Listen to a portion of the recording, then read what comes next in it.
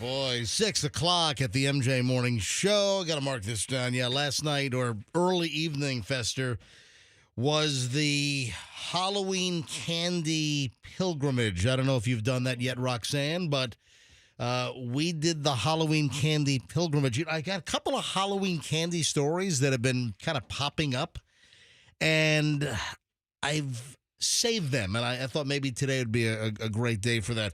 All right, so stand by. That's one of the items coming up on today's MJ Morning Show. Fester, your colonoscopy, is there any direction on time yet? It's now Thursday, and you're yakking about not possibly being here tomorrow because of colonoscopy time. Yeah. Have you received any information, any direction from your provider? You know what? I did. I received a call yesterday. Right. And she had a couple of medical questions for me. Listen, they must have an idea when you're scheduled for. Listen, Is that true or false? She said, Yes.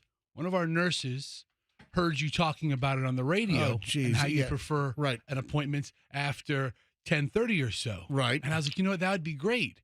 And they said, we're big fans of the show. How about we make your appointment for 11:15? Oh, yeah. Oh, really? No, they don't know who I am. They didn't say anything. Why would you make that up then? Because I'm pulling your chain. No, my appointment, my colonoscopy, yes, is 9 a.m. Oh, geez. 9 a.m. So I got to be there at 8:30. Right. And it's not too close. It's on the other side of town. Oh, geez. It's in Brandon. All right, so you're going to blow off all tomorrow's show? You're going to pop in for 6 to 7? What time do you have to be there? I have to be there at what time's your casting call? Yeah, for your hose up your butt? Well, okay. So call times at 8:30. That's what. You're gonna love it once you get through it. Like once you get through the having to drink everything, that's the worst part. The prep is the worst part. Then when you actually go there, it's I don't think you love it. I loved it. Donna Powell. Oh my gosh, Dr. Powell. Her team. Who the hell loves a colonoscopy? I did. They made it amazing. Like they were all dressed in these beautiful. It's like a vacation. Uniforms, and then they play this awesome music, and you just go night. I've never heard anyone say they love their colonoscopy. I did. Well, I was in good hands. That's weirdo town. I'm sorry. All right, call it what it is. Weirdo town. Yes, now, welcome to it. The prep sucks. Once you're prepped, and once you're there, and then they juice you with the anesthesia, which is typically propofol. It's going to be IV propofol. Yeah, exactly. Yeah, right. So once they juice you with the Michael Jackson milk of amnesia, listen, you're out, and then you have no idea. I mean, you don't feel anything. At the end, when it's over, it's not like you have a residual, like a butt hurt or anything. I mean, you're just a little groggy when you wake up, and then as the anesthesia wears off, a couple hours later, you're fine. Yeah. For me, with the colonoscopies that I've had, it's just the prep that has been the first time the prep I didn't like because it was the Miralax and like the gallon of Gatorade and oh my God. But the second time I did that Clenpeak. Did you do your doctor doesn't like Clenpeak? No, my doctor likes the Miralax and a poop pill. The stuff that I hated. Anyway, but Roxanne, I've never heard anyone say that they loved. Once you're in there, I mean, again, the prep. How can you not love it? You're not awake for it. I just like the, being cared for and the lying there, and then all of a sudden you're like, oh gosh, guys, I feel great. Night. That's weirdo town. Well, I'm Roxanne's sorry. glowing endorsement really makes me feel a lot better. All right. So we'll you're talk not on Monday. You're not going to be here tomorrow. So listen, I'm not going to be here tomorrow. I'm available to you. I mean, I'll gladly talk to you. I don't know if you want me here tomorrow because I'm, as of right now. Oh, when do you start the prep? When do you start taking the Miralax and the pills or whatever? You got to do a colon blow. I started early. I started early because, I'm a big guy and I've spent half a century packing my intestines with work. Yeah. So I didn't think it would get completely cleaned out. It's like concrete in there. Yeah. So I started on Tuesday. Oh, great. At 3 p.m. Oh, just kind of lightening the load? And I started and so to speak. And yesterday, Yesterday I had the initial wave of residual effects. I don't want to. I don't know if you're going to want me here. Yeah, all right, that's fine. I haven't eaten a solid thing since 3 p.m. on Tuesday. That's kind of early. I don't. That's what everybody said. Well, I didn't start like that. I think my prep was like the day before, like 24 hours prior is when they had me doing my. Anyway, shifting gears. Yes. Guess what I saw on the way in this morning, and I have not seen this in years. I'll narrow it down. It is a vehicle. Oh. I saw a vehicle on the road this morning on the way in. A smart car? I haven't seen those in a long time. Yeah, you're right. They kind of Where'd they go? Yeah. Well, because they're not too smart, because No. they're like driving a Mountain Dew can. Yeah, pretty awful. Yeah.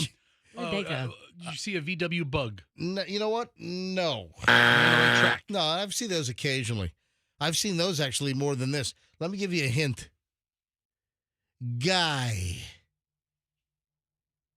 Guy. Okay, hold on. I'm getting there. Andrew just said it in my ear. I don't know if it was loud enough that it got picked up on my microphone. Yeah, but Andrew just guessed it. Guy Fieri's car? The little sports car? Guy. Come on. That's a good hint. Andrew got it right away. Andrew immediately, when I said guy. Well, the only thing I think is Guy Fieri. Yeah, I mean, Andrew's mildly on the spectrum. So work on that angle. Guy Ferrari? A Ferrari? Guy Fieri? Guy Ferrari? No. Barking somewhat up the right tree, though. Okay.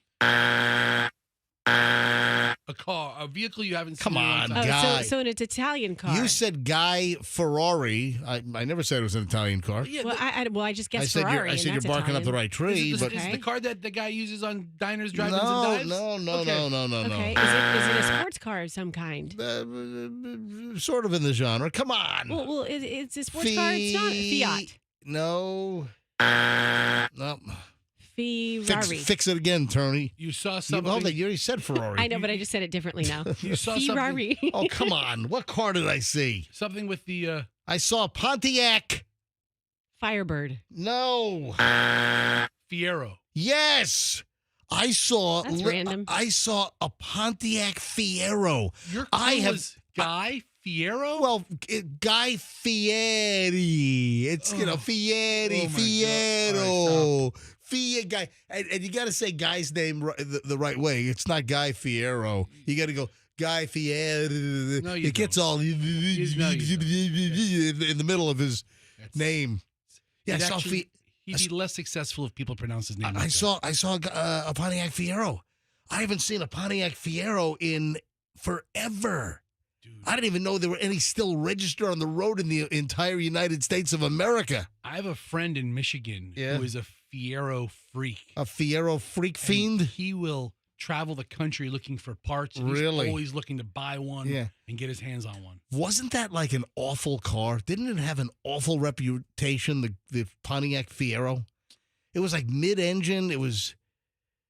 I just always thought that it had a terrible reputation. I think it had like a douchebag reputation. No, I never heard that. It wasn't a super sporty car.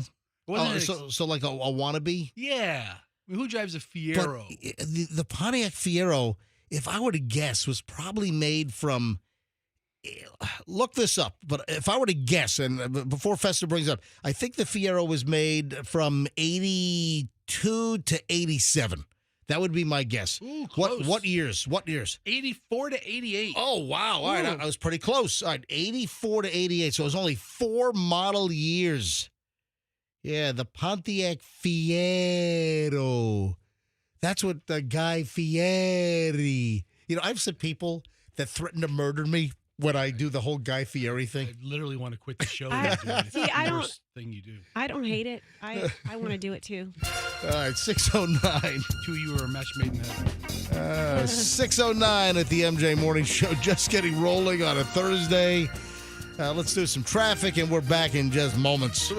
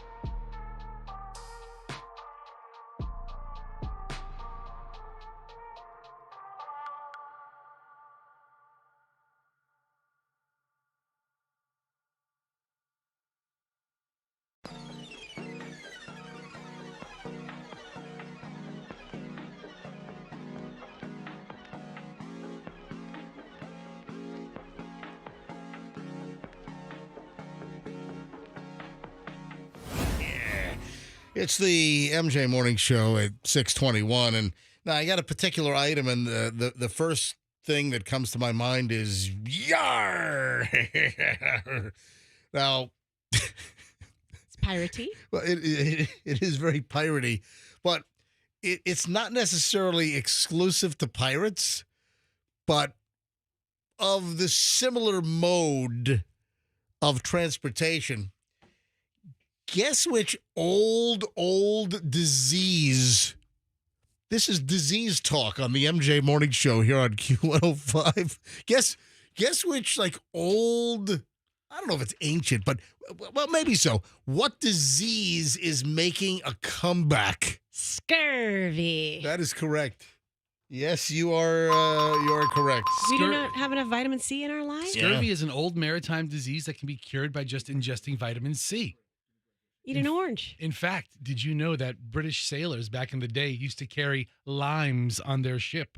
That's why the insult... I thought that was for tequila. No, it wasn't for tequila. The British didn't know about that then. But that is why the British use the insult limey. Oh. You limey bastard. Look at you with your fun scurvy facts. Scurvy, a vitamin C deficiency that has plagued sailors and pirates centuries ago. Yes. Appears to be reemerging thanks to the rising cost of living and the popularity of weight loss surgery. Well, what about Wegovy and Mounjaro and Ozempic? A lot of folks on a weight loss surgery eat a very restricted amount of food, whereas those folks on the other diets still eat a normal person's amount. You still have a glass of orange juice. I mean, I don't know. You can't take a vitamin C supplement. You can't take a one-a-day pill that has vitamin C in it to ward off scurvy. Did I say Ozempic? Oh, I did. Hi, I'm Casey Kasem, coming in at number 1 for pharmaceutical jingles. It's Ozempic.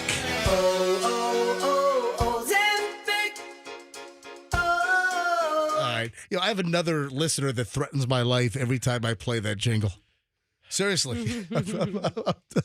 Between you mispronouncing Guy Fieri's name and between you playing the Ozempic jingle, that's two listeners you've referred to. I ought to get death threats. I ought to get the folks that are pissed off when I say Guy Fieri. Oh, and I ought to get him and the Ozempic person together and have a deal. Anyway, so vitamin C. It's bringing back scurvy because of people not getting enough of it. Scurvy is still seen as a disease of the past, especially in developed countries. But I guess it's weight loss surgery, and that's somehow adding. You can't have a glass of orange juice occasionally. You don't even need that much vitamin C. Wow. So just a heads up. I get my vitamin C. How? I love those freaking little halos, the little cuties, or the kind of off-brand mandarins. Are they clementines? Yeah, they're clementines. Okay. Or they're mandarins or clementines. Are those the same damn fruit? I don't know. I have to look that up. It feels like they're the same fruit. Let me ask Anita Bryant. Is she still around? Probably not. You know what I'm going to make for you so you can get your vitamin C? A nice kiwi shake. Oh, yeah, that's great. Yeah, the only food I'm allergic to on the planet. My face puffs up and swells like I've been punched repeatedly by Mike Tyson. Oh, she'd love to get one of those. That's great. You want to poison me with kiwi. No, seriously. My tongue swells up to the size of like a toaster oven. Seriously. The only thing that I know that I'm allergic to is kiwi. And if I even if I have a piece of fruit that touched the kiwi, sometimes I'll get a tongue tingle. It's like, and then you get this kind of, suddenly your throat feels like sandpaper. Oh, yeah. Yeah, kiwi really, that screws me up. It's been a while. It's probably been, I did try a nice slice of kiwi maybe 9-10 years ago. And instantly I got that tingly in my tongue, and then seriously, it's almost your throat is perfectly fine and clear, and then boom, it turns to sandpaper. Anyway, just heads up on vitamin C deficiency, and for any of those that have a vitamin C deficiency, I thought maybe I'd give you a little dose of vitamin C this morning. So here we I like that song. I do. I really Clementine Yeah. is in the Mandarin family. Family, right. Yes. Yeah. So I love the Mandarin Clementine variety Yes.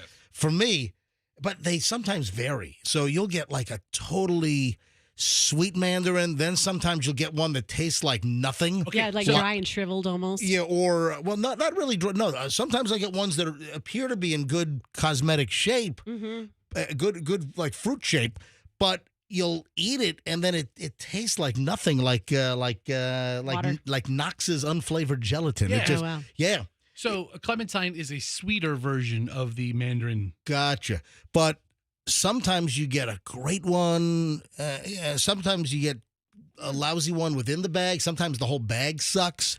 But also, I like these year round. And over the last maybe 5 years, they've gotten better at supply because what they do is it used to be that the Clementines, the Mandarins, which were branded as what? They're branded as Halos or the Cuties or the more generic brands. You know the story behind that, that the Cuties name was invented as a marketing ploy because every year there were just like tons of leftover mandarins. You have these trees that were producing the mandarins and the clementines. Great fruit. And yeah, but wait a sec. But it was never really accepted as like a daily intake fruit. So what happened? I read a story about this. This is like a brilliant marketing move.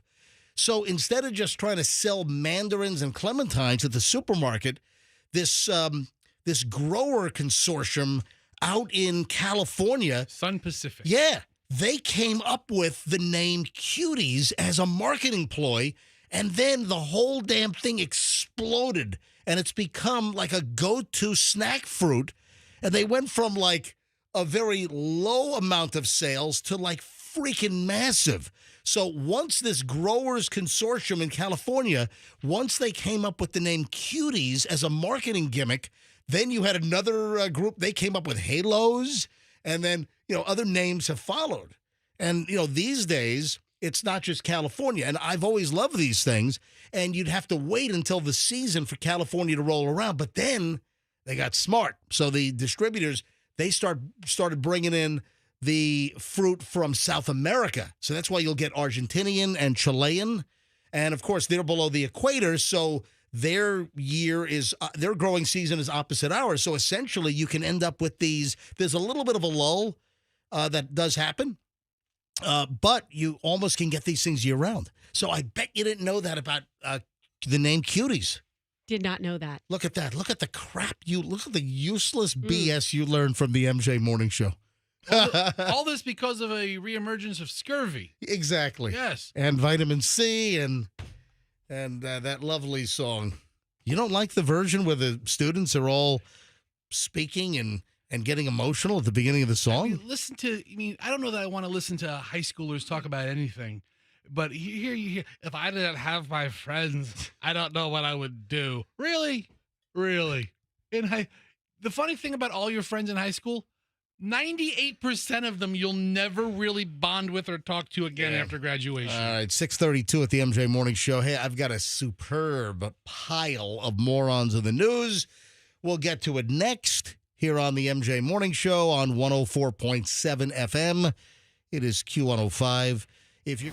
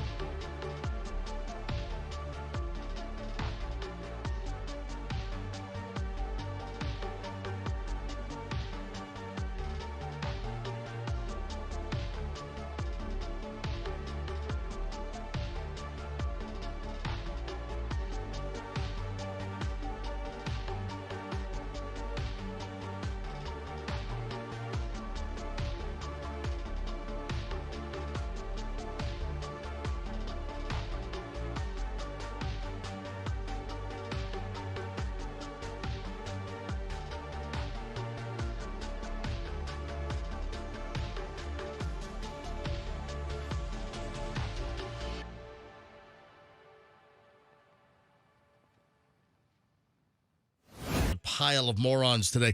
And there's also one story that I'm trying to figure out if it belongs in morons or is it insensitive. So hang on, I'll splainulate that here in just a second. All right, first let's start in the Villages. Love the headline, Villages News. Intoxicated girlfriend arrested in jealous battle over phone. Oh, I love everything about that. Really? Why is that? I don't know. Just a fight over a phone. I see that at night at my house. And then intoxication throws in a special little thing. And then the setting, the Villages. What else do you want? So not phone fight. It's phone fight. Yes. An intoxicated Summerfield woman was arrested after a jealous battle erupted when her boyfriend refused to show her the contents of his phone. Remember we had some of the cheating tips? Yeah, the 8 signs how to tell if you're with a cheater. Yeah, he hides his phone. Yeah, that was one of the tips. I wonder if she heard our segment. Or no, this was before that. Amber Marie Mulliner, 37, facing 2 felony charges after attacking her boyfriend and ripping off his shirt. According to the arrest report from the Marion County Sheriff's Office, a little north of us, the boyfriend, who said he had been dating Mulliner since July 12th. It's very precise. Very, very specific. Yeah. Said that she had been drinking for most of the evening and began yelling at him because he would not show her his phone. His refusal to reveal the contents of the phone prompted her to shove him and scratch him. She proceeded to rip off his shirt. Sounds like foreplay, actually. That little scratchy little, rip off the shirt, as he tried to get away from her. The man provided deputies with surveillance from his in-house camera that showed Mulliner attempting to break down the man's bedroom door. Sorry. Wow. And throwing a full-size chair at him. She was arrested on charges of aggravated assault and battery, booked into the Marion County Jail, did post a $2,000 bond that was released. Oh, and listen to this. Got a little history of this. Previously convicted of battery in 2018 and 2019 in Citrus County. Yeah, they have issues. Wow. So were those all former boyfriends as well? Was there a 2019 guy? Was there a 2018 guy? This is now the 2024 guy since July 12th. She has a pattern. Oh, yes, she does. All right. I have an item here. I'm trying to figure out whether, is this insensitive? Does it belong in Morons in the News? It's just a weird story. I feel like if you have to ask, is it insensitive? Then it is. This is a Walmart story. Now, it's not Walmart in the United States, but very close. This is Walmart up in Canada. Oh, very close, yes. Yeah, I mean, the Walmarts in Canada, essentially the same as the Walmarts here. And, I typically don't do foreign stories, but this is close enough. It's having to do with Walmart. This is just weird. A 19-year-old Walmart employee was discovered dead, deceased, 19 years old, at Walmart after what they're calling this mysterious accident, and they don't have the answers yet. And it involved a large baking oven in the bakery portion of the Walmart. So you're saying, what the hell happened? 19-year-old dead, Walmart involving a baking oven? Do they have like baking rooms? Well, it's like a big walk-in style kind of baking oven, yeah. Okay. Police responded to calls of a sudden death at a store in Halifax, Nova Scotia, Canada. Last Saturday night, 9:30 p.m., and they found the woman, a 19-year-old, inside the big baking oven that was turned on. Did she bake herself accidentally? Did she?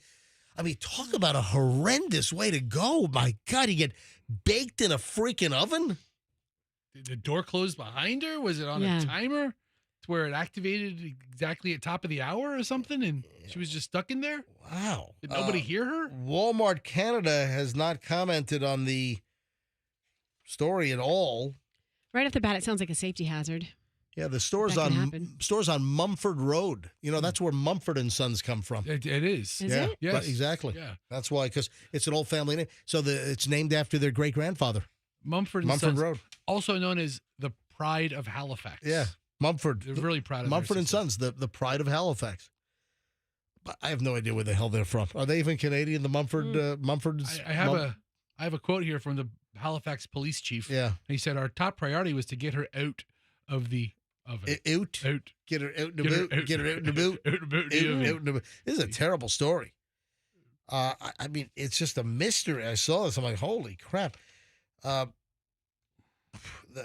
asking that the public be patient with the investigation, so they might not be able to get their favorite baked goods at the Walmart right now. Jeez. My God. They haven't revealed the name of the woman, but somehow the Maritime Sikh Society said that it was a member of their community. So it's apparently a Sikh. Of Indian descent? Yeah, well, yeah, Sikh. Yeah. Okay. Sikh, a Sikh. Terrible. I mean, this kind of gives you the willies. I mean, really? It does. Yeah, the whole investigation's ongoing. Who the hell knows? But like deaths by appliances.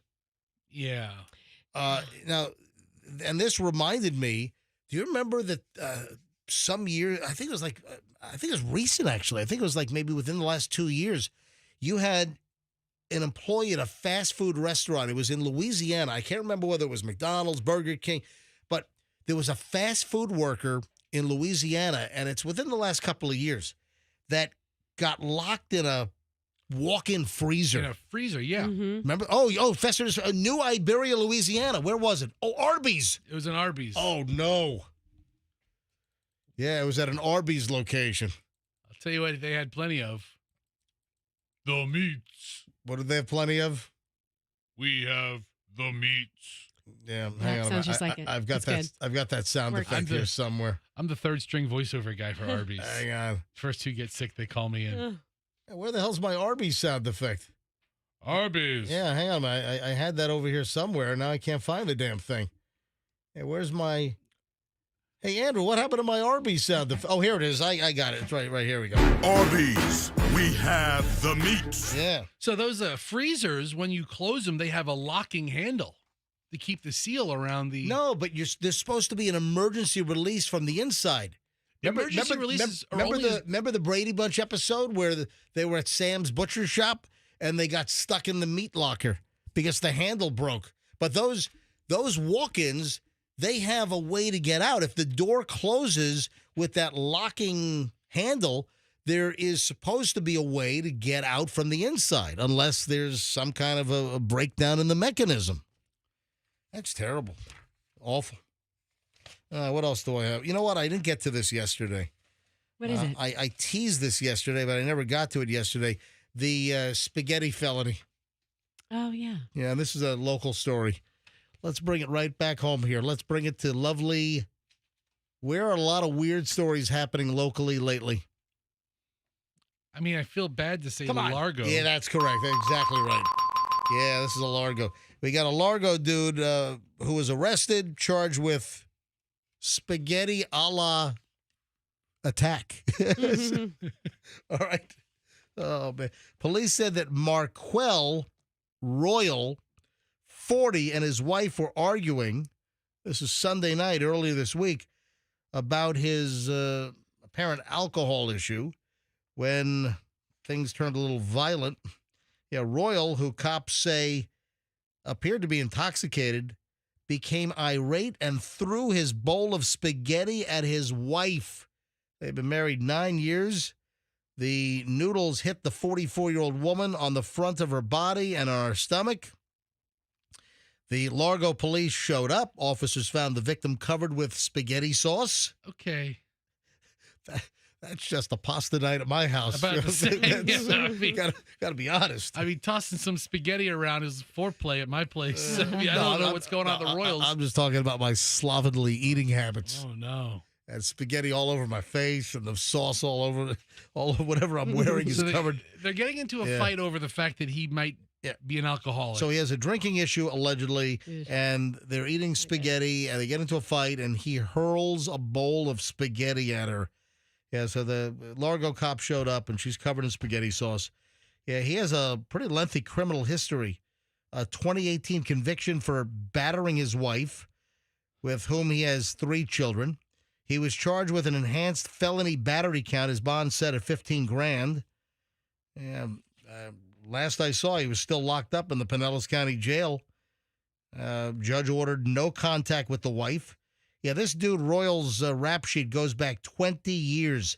10 cocaine possession convictions, as well as other drug and firearms charges. So he is clearly an outstanding member of the Largo community. all the man wanted to do was sit down and enjoy Some sketty. some sketty and Some sketty. maybe a drink on the side. A little, Yeah.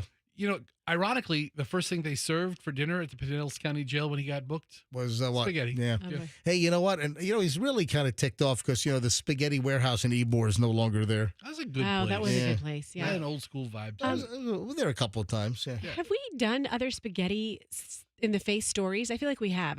We've done a couple others, haven't we? Because I feel like spaghetti is one of those things. It's almost like a primal instinct in all of us. Right place, right time. You might grab in there. I mean, I could do it. I'm not going to throw a bowl at someone's face, but if it's the right mood, yeah, I'll pound someone in the face with a ball of spaghetti. Has anything with your husband, Doug, ever prompted that? Yeah, has anything ever really wanted you to No. hurl a bowl of spaghetti at his face? No. Like I said, right time, right place. Okay. I think it's just like a inane human sort of like, I'm going to grab those noodles and poof. We have the right time, right place at our house. It's called the bedroom. I mean, it's just really odd. That's where you guys really have fun. I'm not mad at You this mean at all. above other foods, spaghetti for you? Yeah, Is that it? yeah, spaghetti. It Have a seems clump very of it. easily throwable. All right, 6:53 at the MJ Morning Show. We start the 7 o'clock hour next. Oh, do you remember some years ago? I'm pretty sure it was on this show. I think it's been within the last 4 years that we've been back. Do you remember that extreme haunted house? Like it was so scary. People were like People crying. people getting hurt. Remember? And remember you had to sign a waiver? I'm pretty sure we did this story on this. Anyway, it's haunted house season, obviously. You've got like Halloween horrors going on at the various theme parks, etc. Yeah, there is a weirdo haunted house story that you've got, and it's been accused of being like a real torture chamber. And in order to go on this like haunted tour, you have to sign a waiver, like holding them harmless. All right, hang on. This is bizarre. And we'll get to it next on the MJ Morning Show here on Q105. Stand by.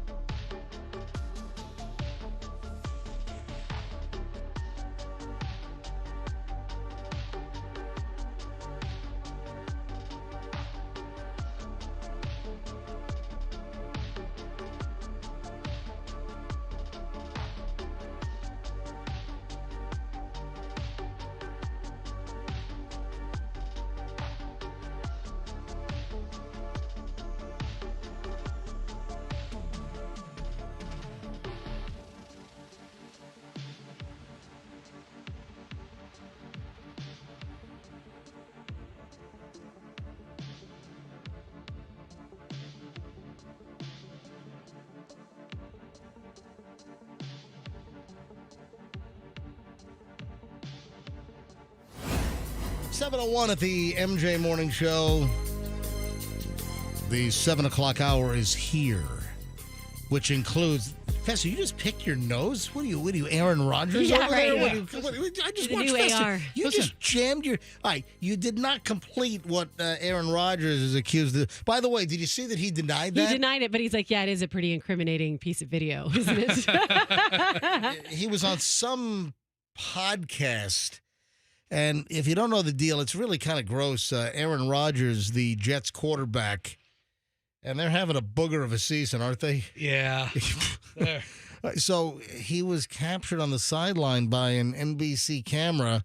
Was it Sunday Night Football that caught him? Was that it? Yeah, it was the Steelers and the Jets. Yes. And Aaron was like digging on the sideline, and then there was a move to his mouth, and well, he's denying that anything went on there, but certainly looked incriminating. All right, 7:02 at the MJ Morning Show, and we'll start an hour and 20 minutes of nonstop MJ in the next segment. So around 7:25 every morning, we go an hour and 20 minutes plus of nonstop MJ.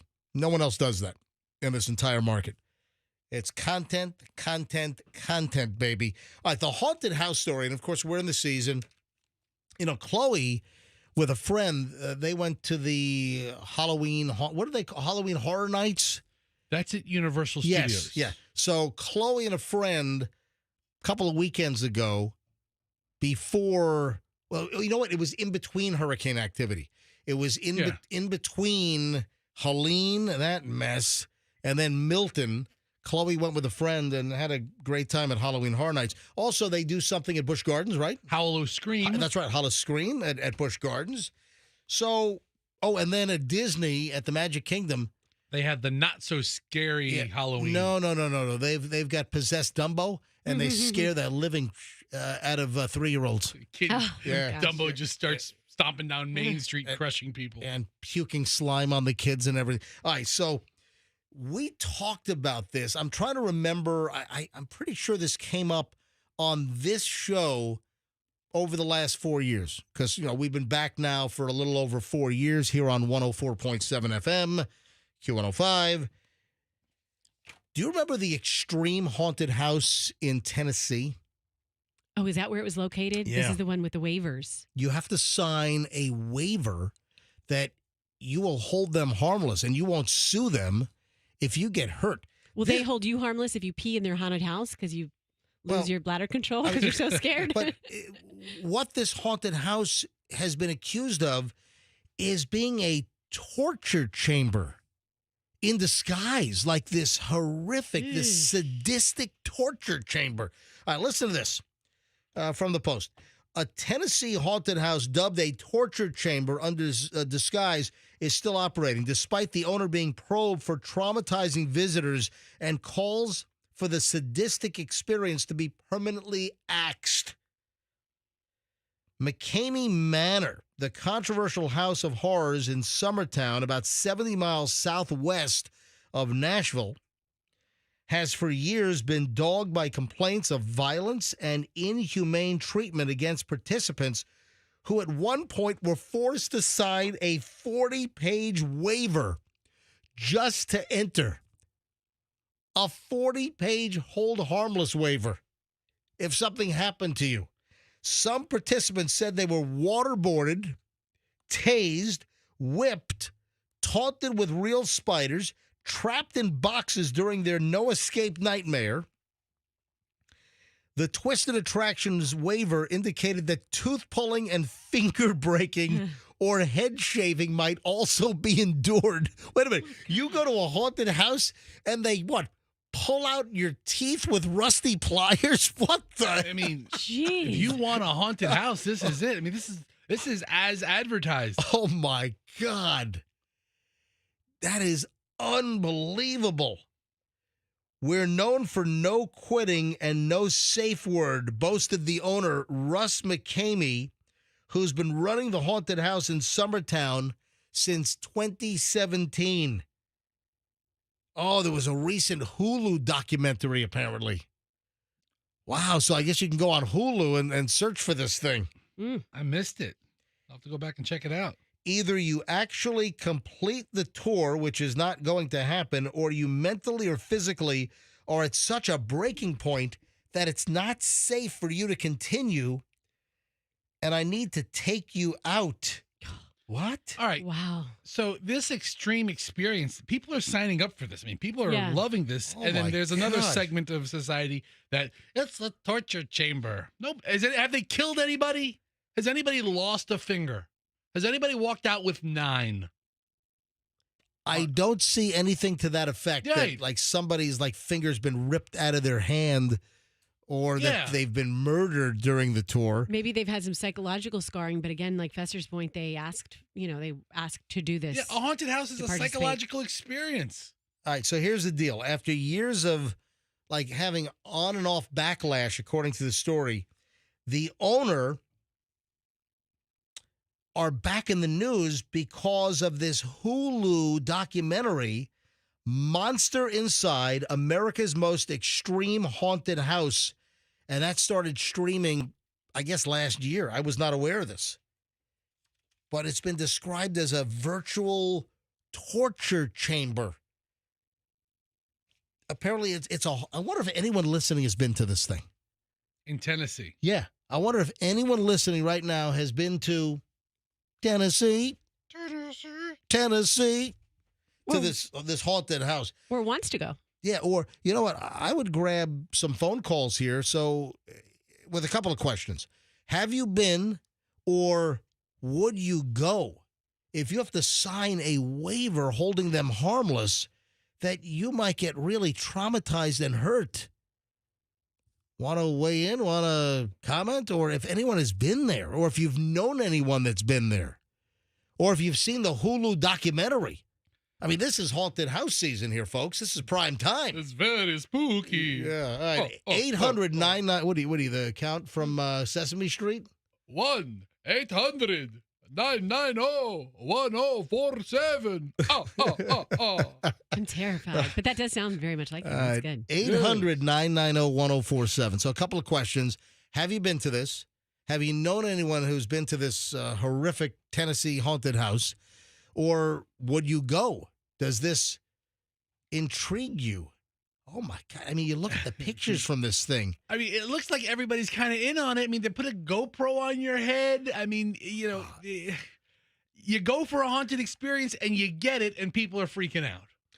The Tennessee Attorney General, Jonathan Scarametti, has launched an investigation into the haunted house's practices. Shut up. The only haunted house in America that's being investigated by a state attorney general. All right, let's go to phones on this. 800-990-1047. Let's do some early calls. Do you have any interest in this unbelievable extreme haunted house? Have you gone? Have you known anybody? Any thoughts? Any comments? I mean, this really apparently just scares the bejesus out of you. All right, 800-990-1047. Does this even remotely appeal to you? A haunted house of this nature? 800-990-1047. One online petition attracted tens of thousands of signatures asking that the site be shut down. Great. Wow. Online petition. Tens of thousands of signatures demanding that the state shut the haunted house down. The online petitions mean nothing. You're great. You send it to your special interest group, you get a bunch of signatures. Advertised as an extreme haunt when in fact it's not a haunted house. It's a torture chamber under disguise. Says people who already hate it. It's a really haunted house. It's a scary place. Said Frankie Towery, the organizer of a 2019 petition. Great. Wow. They do screenings to find the weakest, most easily manipulated people to do the haunt. If Russ doesn't think you're easily manipulated, you aren't allowed to go in? Yeah, it's a select few that get to go in. I mean, there's a waiting list of thousands of people who are interested in this, and I guess there's some kind of screening process. How much does this cost? Does it say how much you have to pay to good question. be a part? Is it like $200 or something? I'm sure it's really expensive. Yeah. Listen to this. I don't know if this is still in effect, but at one point, it might still be there, that it is so intense that they offer a $20,000 reward to anyone who can finish the tour. Oh, my God. Oh, my. All right, folks. Hold on. It's a 10-hour ordeal. Oh, yeah, that's right. Do you dare? Terrifying haunted house that requires you to bring a doctor's note, a signed 40-page waiver before entering, has never been completed, even though there's a $20,000 reward at the end. Whoa. So 10-hour ordeal. You know what? These facts are coming back to me now. Yeah. You're right, because we did talk about this. Do you guys have recollection? Vaguely, yes. Yeah, I think we talked about this like 3 years ago or something. All right. Would anyone be interested in this? Are you repulsed by this? Would you do this? Is there anybody that would take on this challenge to potentially win 20 grand? You know what? All right, let's go to phones. 800-990-1047. If you have any thoughts on this, is anybody listening right now brave enough to try this? 800-990-1047 is how you call it. I'm just curious. But also, a $20,000 reward to finish it. You realize what's going on here, that he's not going to pay out the 20 grand. They're going to do whatever they can to extend this and ramp up like the torture to make sure that nobody finishes this thing, that you cry for mercy and you don't finish it so he doesn't have to pay out the $20,000. Here, the owner of it said in an interview that he imposes physical and psychological stress until people reach their breaking point. Yeah. Pretty soon it becomes real. There's no break. It's nonstop. And the whole goal is to get you exhausted. Once you're exhausted, they have better control over you. This is just absolutely insane. And Andrew's been screening calls. It sounds like he's screening calls like they're screening the weakest for the for the haunted house itself. All right, let me grab line 5 up first. Heather in Pinellas Park. Hi, Heather. You're on the MJ Morning Show. Hi, MJ. How are you guys? We are well. What do you think of this story we're talking about?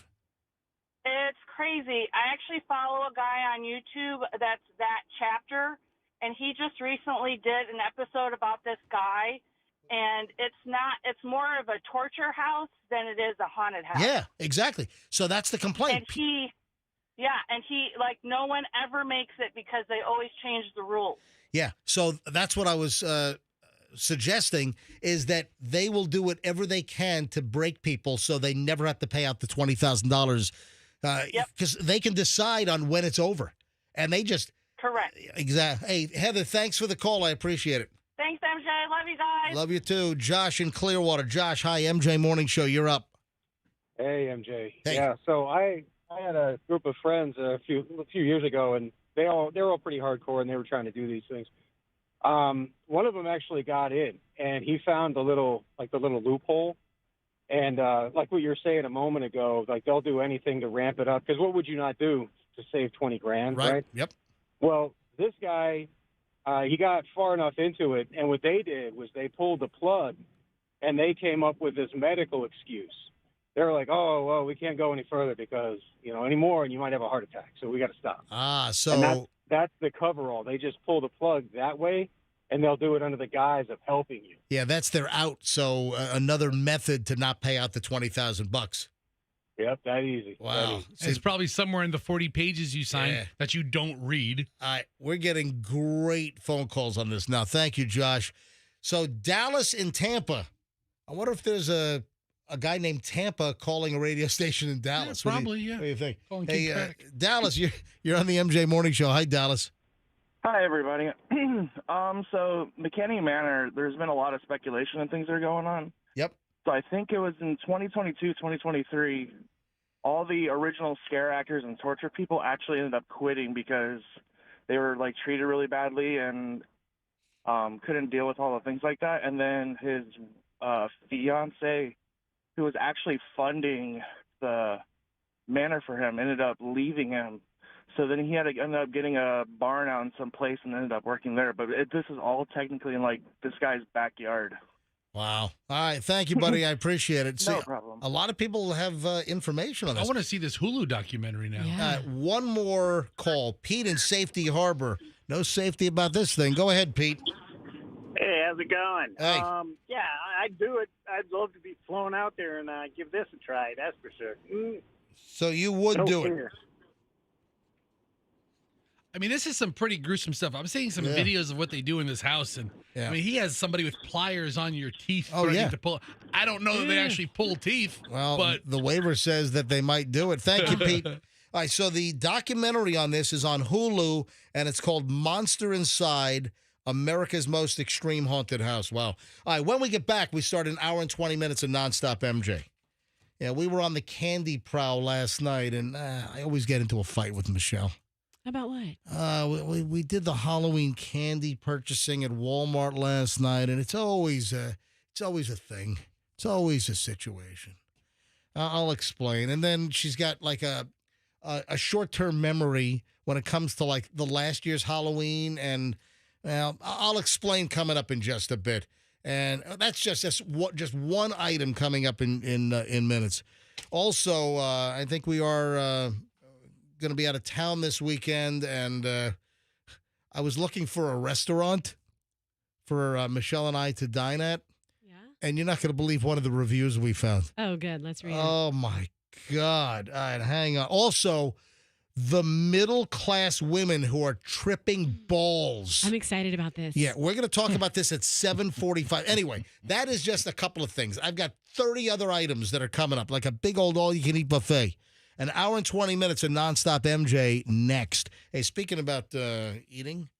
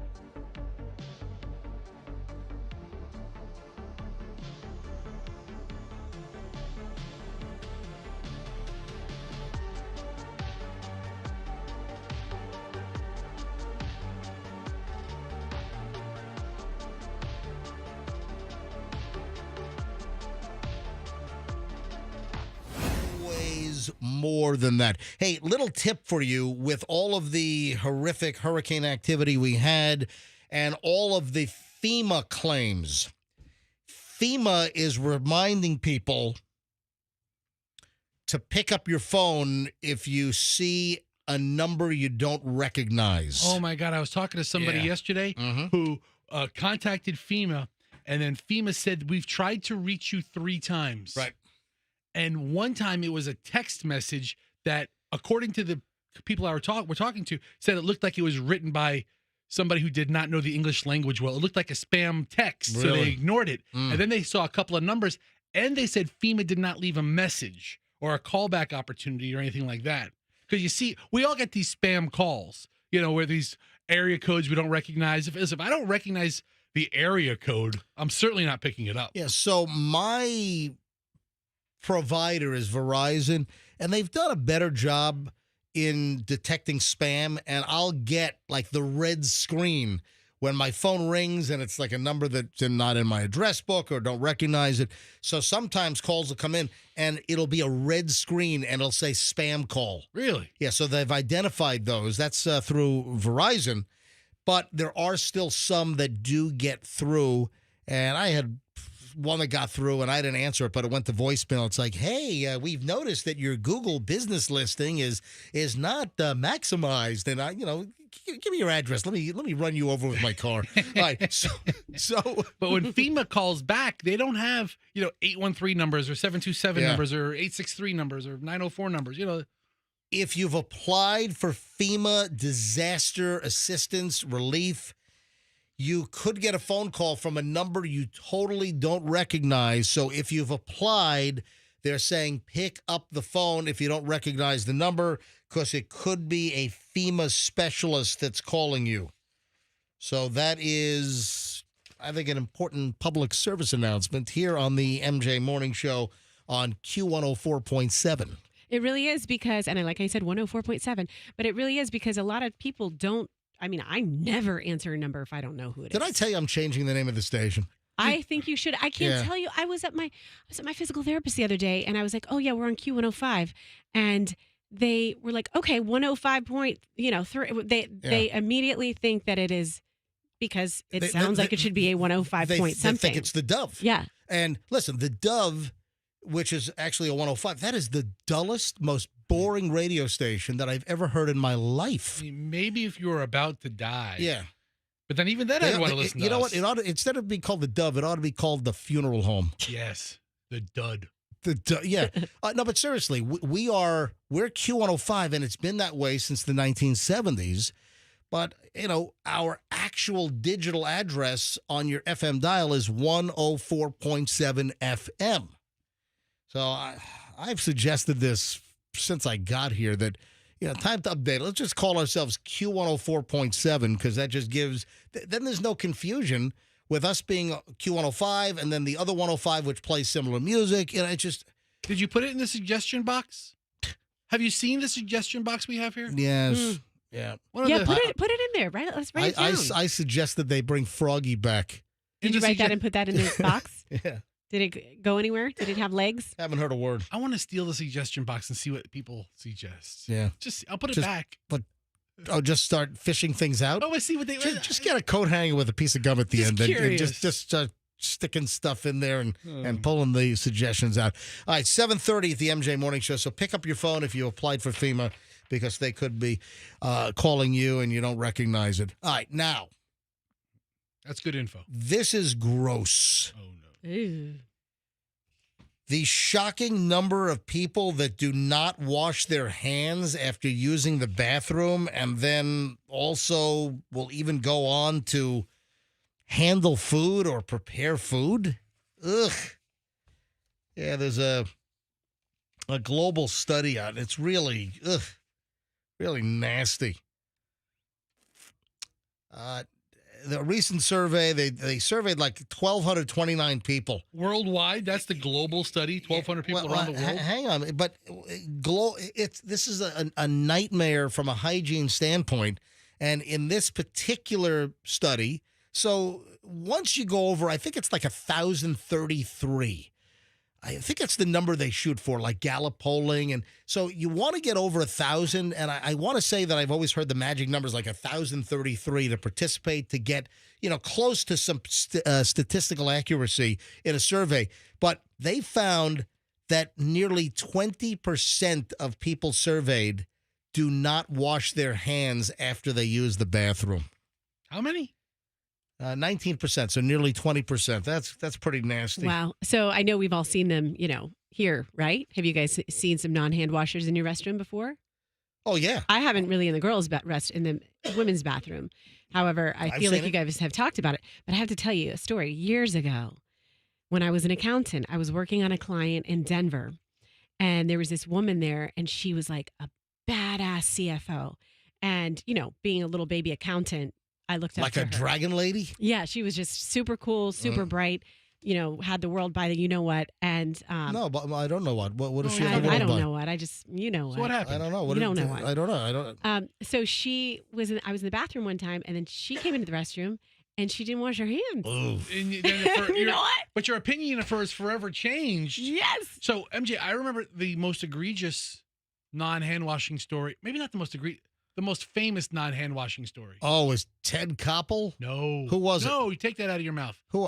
Sam Donaldson. I'm sorry. Sam Donaldson of I'm ABC. sorry. It was not Ted Koppel. ABC News. It was not Ted Koppel. It was Sam Donaldson. Now, if you don't know who Sam Donaldson is, he was like a 70s, 80s, 90s, into the 2000s reporter for ABC News. I don't even think he was into the 2000s, but he was like the chief White House correspondent for ABC News for years. Yes, and everybody knew he had a kind of a cadence to him that sounded unique, and he was a very good reporter, and he had a radio show.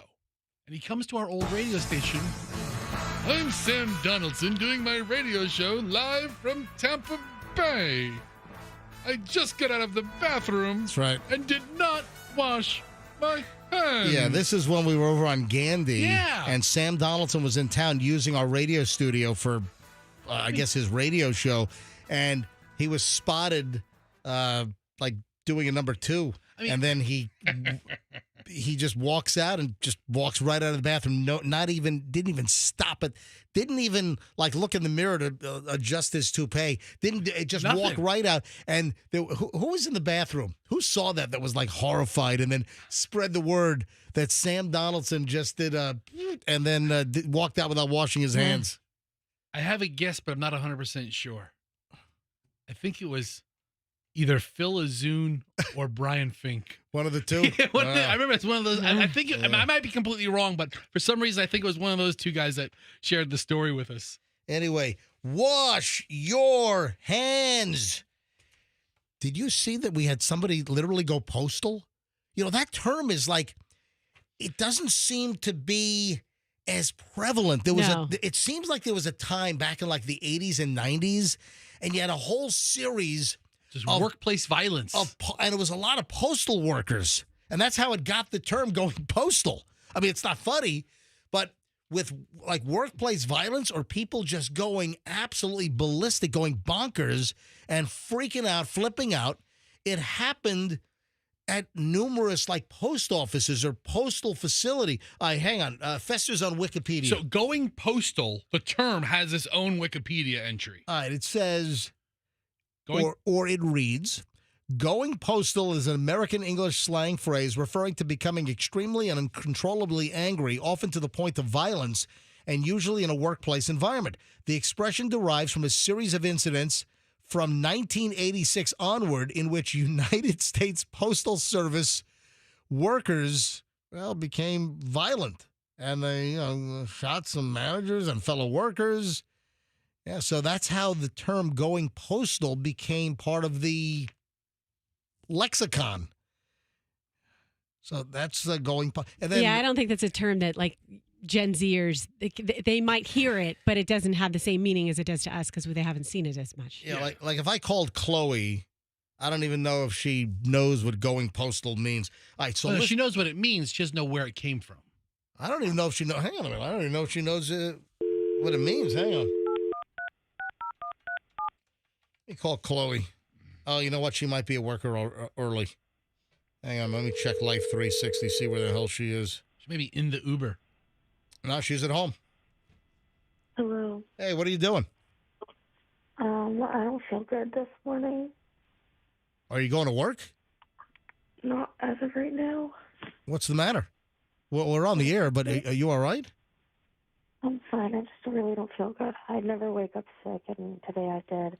I'm not like contagious. I just woke up really nauseous. I can barely stand up. Really? Yeah, I know this never happens, so I don't know what it is. I hope it's not malaria or something. Thank you, Dad. All right. Hey, are you listening to the show? No. All right, what is... She just said she's nauseous. You want to make her more nauseous? Yeah, just listen to the show. Yeah, right. All right. So, Chloe, do you know what going postal means? You're 23. You're 23. You're Generation Z. Do you know what going postal means? No. Have you ever heard the term going postal? No. All right. Well, listen, I'm just going to leave it at that. All right. Well, does Mom know you're not feeling well? Yes, I woke up at 6 a.m. this morning because I was going to go into work early today, and I just, for some reason, I just did not feel good. Well, are you going to work? She said not of right now. As of right now, no, but if I feel better, as soon as I start to feel better, then I'll try to go to work. All right. I'm sorry to hear that. Let me know if you need something. And, of course, Mom's right down the hall, okay? I mean, so far it sounds like you're pulling a big wambuki on me. Like, oh, yeah, I'm coming in early tomorrow. By the way, I'm not coming in at all. And then the dogs are downstairs if you need anything, okay? All right, perfect. All right. Bye, Chloe. What the hell does that mean?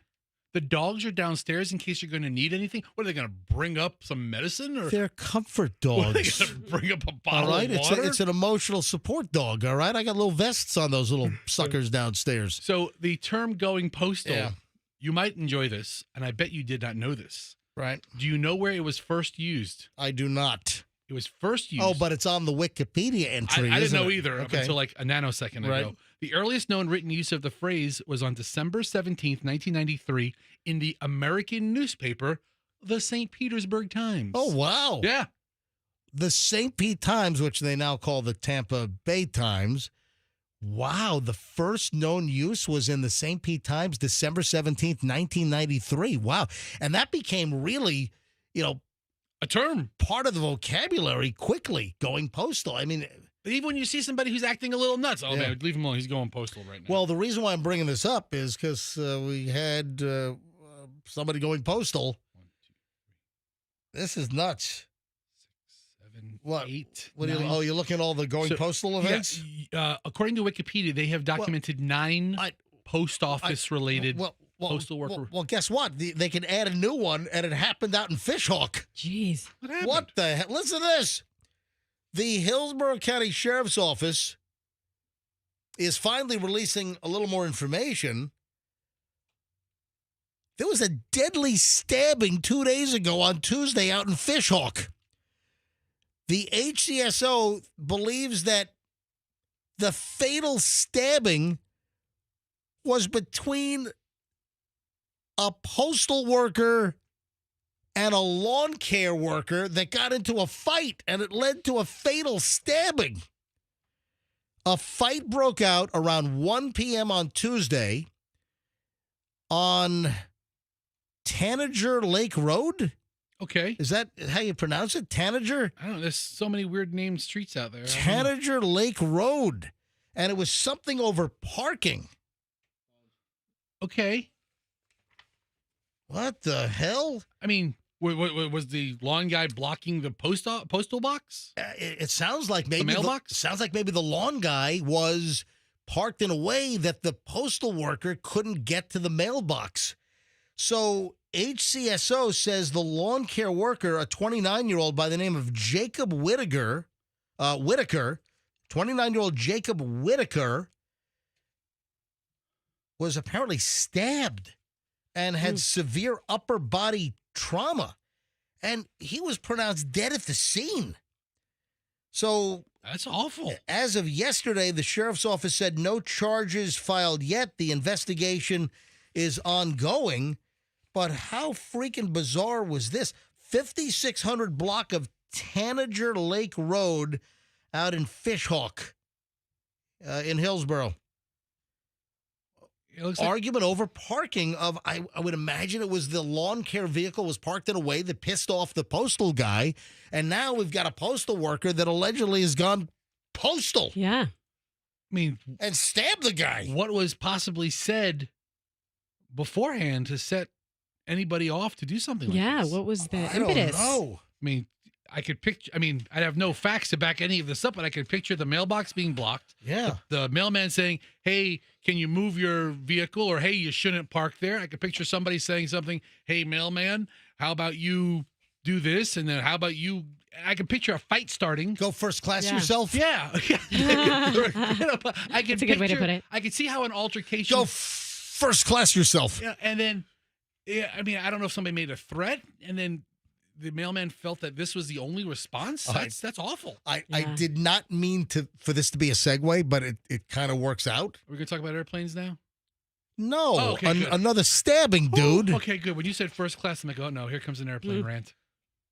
We all heard you flew the new Airbus A220. We're all thrilled for you, by the way. Now, remember yesterday, I think I dropped a little hint, hey, I might find myself in Philadelphia this weekend. Yeah, I heard that hint. What are you going to do? because So- you had a caller who had an accent, and you started Right. interrogating her about cheesesteaks. Yes. You're going to go to an Eagles game? What's happening? No, I'm not going to an Eagles game. So, like I said, I might find myself in Philadelphia this weekend.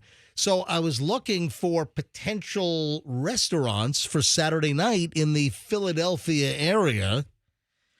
Philadelphia. Yeah, because, it's a quaint little hamlet. So you want to have it Very, somewhere that very limited selection up there there. are not a lot of places to eat in Philadelphia.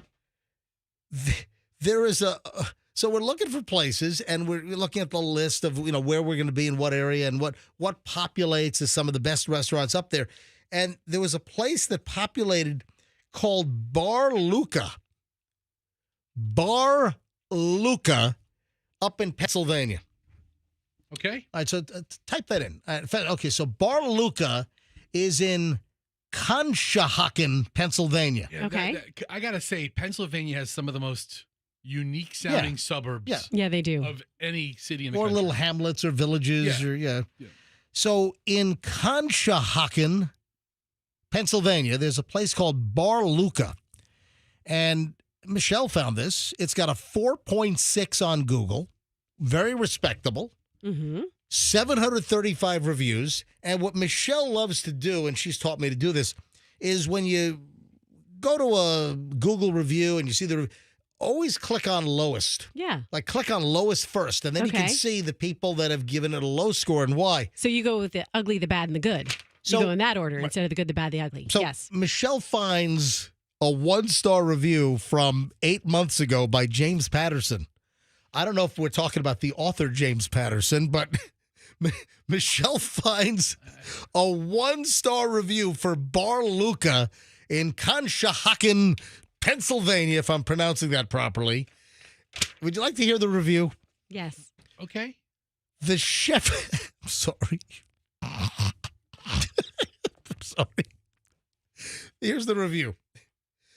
The chef at the restaurant was stabbing others in the restaurant. Please be advised I will no longer attend this restaurant due to safety reasons. Also, there was no public response on your Instagram, etc., addressing this dangerous event for the chef to stab somebody else at the restaurant. What? The chef came out of the kitchen with a knife and stabbed somebody? I don't know if it was a patron. I don't know if it was one of the wait staff, front end. I don't know. Huh. But the chef came out of the kitchen. What do you have? From 2020, or from last year, 2020, almost a year ago. I didn't think to do this. Fester found a story from Channel 6, ABC Action News up in Philadelphia. Where news comes first. Oh, my God. Wait a sec. I got to make this official. Yes, ABC Action News in... I got to get my ABC Action News Philadelphia music here. I'm seeing some footage of the restaurant. The place looks quaint and cute. Now at 11 on ABC Action News, ABC 6, Philadelphia. Employee arrested for allegedly stabbing fellow worker at restaurant in Conshohocken, Pennsylvania. Details next. Wow. All right, I got to read the details here. There's the whole... No, that's not the report. Okay. All right. This is from last year. What was November 13th of 2023. Oh, so almost a year ago. So figure it happened over a weekend. That was a Monday. A restaurant employee is in custody after allegedly stabbing a fellow worker at a restaurant in Montgomery County on Saturday. According to police, the incident happened just before 4 p.m. at Bar Luca on Hector Street in Conshohocken, Pennsylvania. Officers were dispatched to the restaurant for reports of a stabbing. Upon arrival, police said they were told that there was an altercation between two restaurant employees that escalated. One employee stabbed the other. The employee, who was not identified by police, was arrested a block away from the restaurant. Wait a minute. So the chef stabbed a fellow coworker and then fled the restaurant. I'm leaving. If I stab you, I'm not sticking around. Oh, my God. Sounds like he was on foot. Police say they also recovered a pocket-type knife at the scene. Oh, so it wasn't like a global 8-inch chef's knife. No. So just make sure you're packing By the heat. way, Anthony Bourdain's favorite, the 8-inch global chef's knife. Yes, go ahead, Roxanne. Make sure you're protected when you go there. Yeah, make sure you're wearing chainmail or something or Kevlar or I don't know. All right, so they recovered the knife. The victim was transported to the Lankenau Hospital, non-life-threatening stab wounds. The owner of Bar Luca, Brian Pieri, released the following statement on the incident. Quote, there was an incident tonight at Bar Luca. Yeah, there sure as hell was. Involving an altercation between two staff members.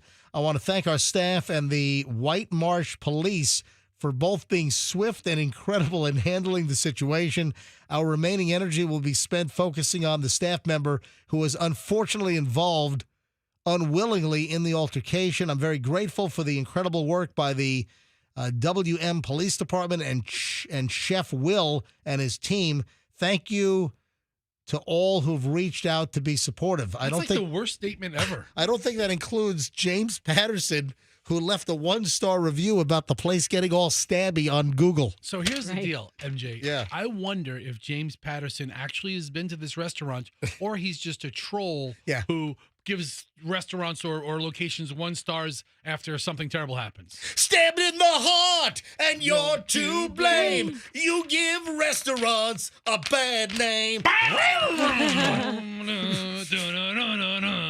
Yeah, man, that'll work. It does. It looks like a fine restaurant aside from the occasional stabbing. Yeah. I mean, 'cause- Just roll the dice, MJ. So Come on. should we go there? Yes. If we find ourselves in the Philadelphia suburbs, the outskirts, and we find ourselves in Conshohocken, should we go to Bar Luca? Okay, so Yeah, I'm, just pick up a pocket knife on your way there. I'm a Maybe little- knives out if need be. Oh, you use your utensils on your table. I'm a little Gets put that off rough. by Michelle. Why? What kind of negative Nelly is she on a restaurant that's a 4.6 and she goes straight to the lowest? What kind of what mental issue does she have to where she has to go right to the Why don't you lowest ask ones her? first? Why don't I you will. ask her? I will because Right. I'm at Right. highest. So talk to her when she picks up. I'm at the highest, and it says the food is phenomenal. Hello? What's your problem? What kind of mental deficiency do you have, Michelle? What? You look up restaurants in Philadelphia, and the first thing you do is you click the lowest reviews at a 4.6 place? Yeah. I want to know what's bad about it that it only got a 4.6. What about what's good about it? Only a 4.6 sounds pretty good. I look at the menu and I can see other things that I like about it, but then I want to know why did a screaming kid sitting next to them, a waiter spilled Yeah, something. a lot of times Michelle does. Michelle, hold on. Let me back you up here. Let me support my wife. Ooh. A lot of times Michelle looks at the score, but even let's say if a restaurant's bored, like Michelle, you like to see restaurants with at least a what? Oh, like at least a 4.3 depending on the reviews. Right. So But then Michelle will go to the lowest to see if they're BS reviews that Yeah. are dragging it down. Like, I couldn't find the parking spot, 1 star. You know, a crap like that. Or there- like a delivery issue. yeah, those Like things are takeout. one-offs. Yeah, so a it's screaming like kid is one-off. Yeah. It's DoorDash or Uber Eats, and they're blaming the restaurant and give them a bad review. That's not fair. That tells me right away if I'm going to continue looking at the restaurant and see the good things about it. It's got a Right. 4.6. There's a lot of good things about this restaurant. The first review yeah, says but the food is apparently the chef was stabbing the patrons. No, hold on. It No, was no. another All right, employee. It was, I- yeah, not the chef. All right, Michelle, we found Fester actually found a story from ABC 6 in Philadelphia, and it happened last November. One of the chefs stabbed the fellow employee. So it wasn't, the chef didn't come out because someone complained and stabbed a customer.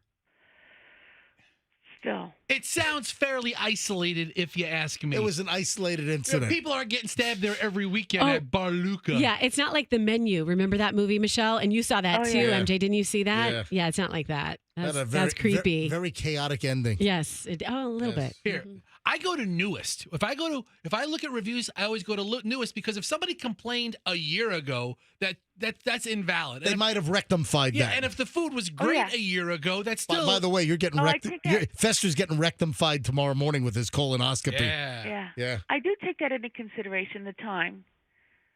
yeah. The latest reviews from 3 days ago. I went there I for look- my daughter's birthday. Everyone loved it. Food was Right. great. Atmosphere Okay, was but wonderful. is the daughter 3 or is she 33? It doesn't Secular. say. Right. Doesn't say. That doesn't really tell me much. Ooh, 2 weeks ago, overrated and underseasoned. Yeah. Ooh. You know what that means? They didn't put salt in the food. Ooh. We ordered the Brussels sprouts as an appetizer, and it was incredibly tasty. Had me primed for the main course, but colossal disappointment. Anyway, Anytime you use Yeah. colossal, and then they complained, and the chef came out and stabbed them yeah, right. in the eye I don't care what this with a place. shish kebab skewer. They could give me anything. I tell the chef it's great. I don't know if they've ever said shish kebab on this show since we've been back on Q105 or 104.7 FM. All right, Michelle. Hey, check on Chloe. She's not Yes, feeling I well. understand. I understand. All right. I got it. All right. Poor baby. It's under control. Okay. Yeah. All right. The dogs are downstairs in case you need anything. Hey, Michelle, I've got to get into the middle class women who are tripping balls.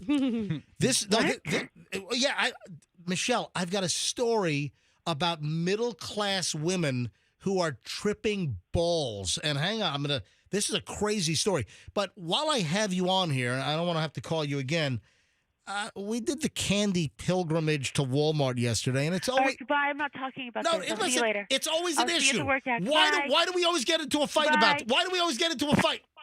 Hello. Jeez, let it go. She's not going to pick up. All right. Let me just mention this quickly, and then we'll get into tripping balls. Please. Here on the MJ Morning Show. It's a hot button, whatever it is. Yeah.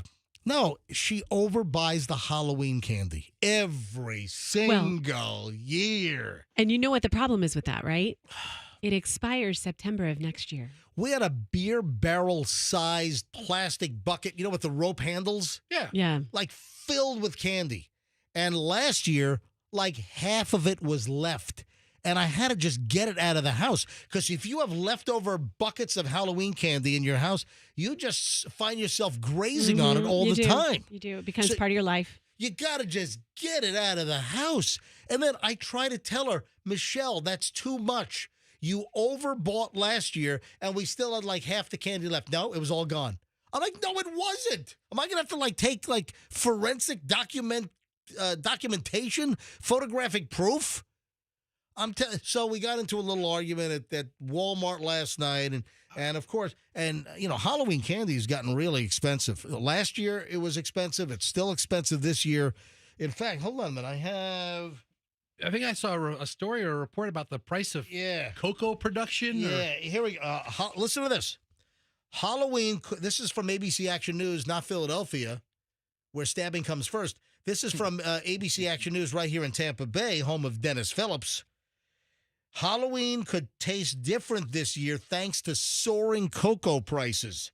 Yeah. So what is the suggestion that people might not be buying the chocolate-based products and go for like the cheaper, like what, candy corn and the gummy-based products. What are the sour things? The Sour Patches? Yeah, the Sour Patch Sour Kids? Patch. Well, you know what I'm she's talking right. about. Yeah, Sour Patch Kids. Yeah. So I mean, I went to our receptionist who always has a well-stocked candy drawer, and usually there's some pieces of chocolate in months past. Right. Now it's all like Dots and Twizzlers. Hello, no chocolate. Candy companies have begun shifting to non-chocolate candies as chocolate makers deal with shrinking margins.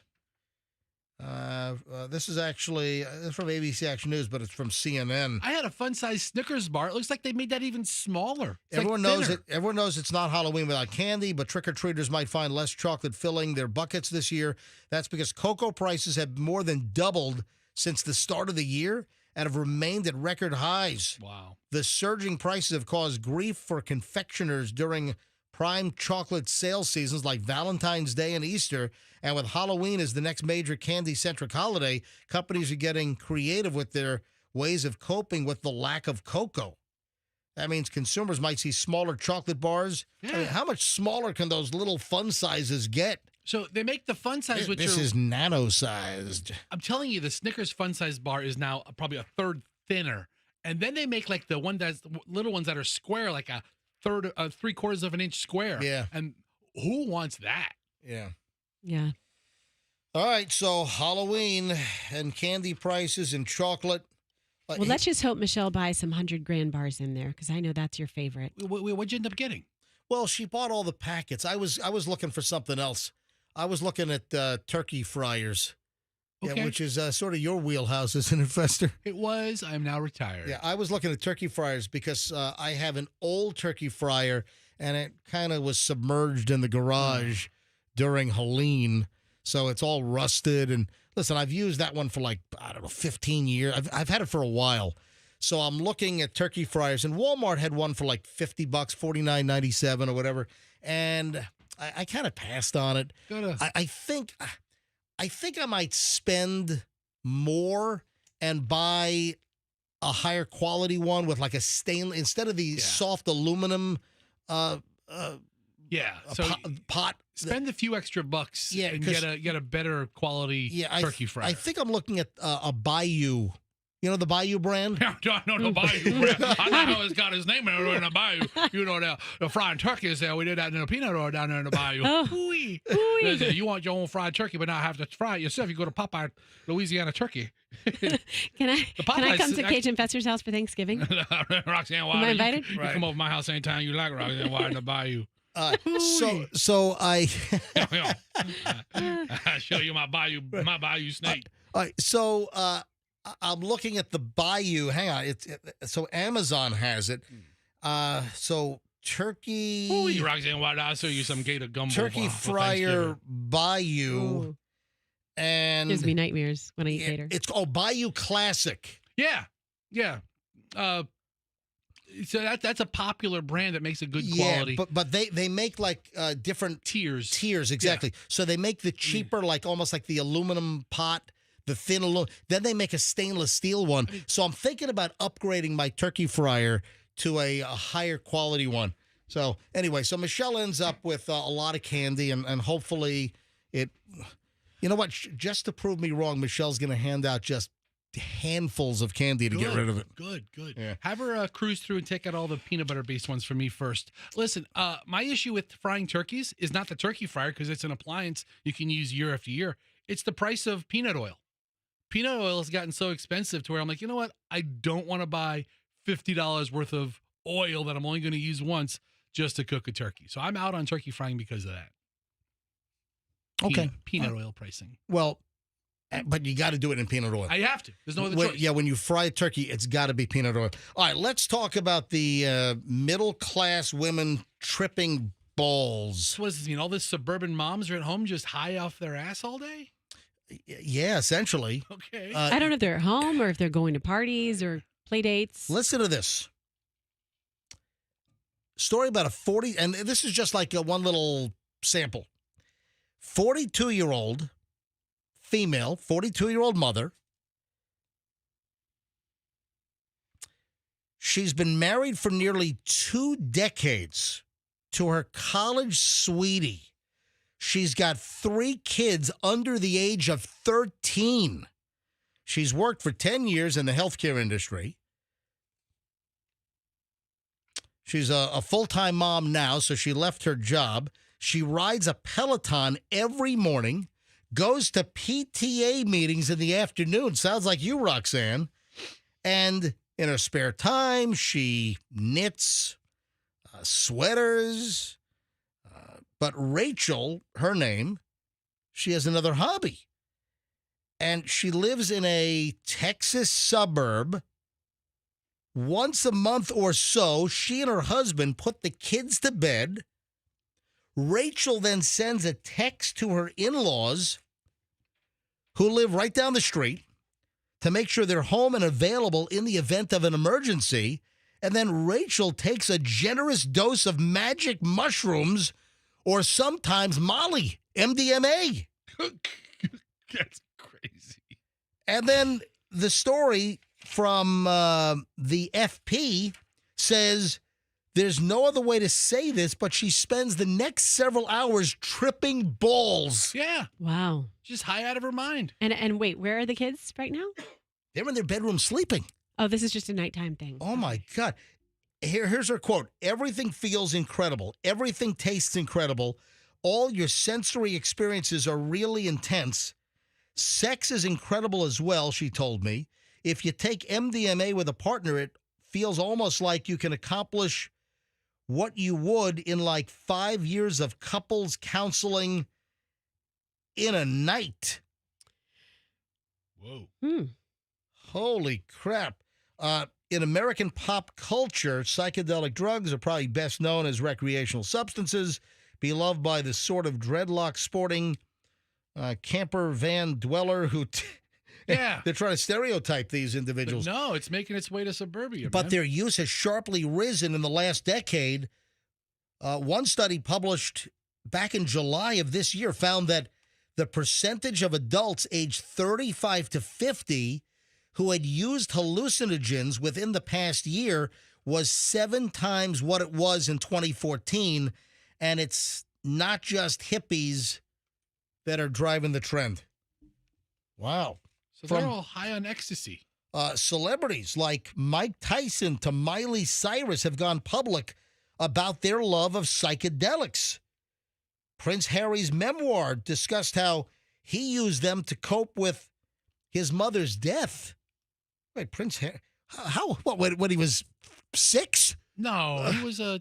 How old was Prince Harry when? I think he was in his late teens. Teenager. I don't think so. Let's look it up. No, I don't think so. I don't know. I thought he was like 10 or 11 years old. How old was Prince Harry when Diana died?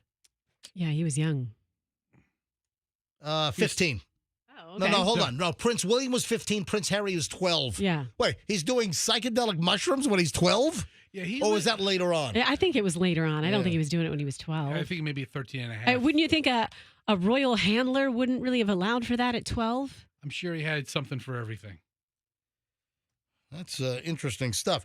The stats are few, but the trend is observable, and no one seems quite sure what to make of it.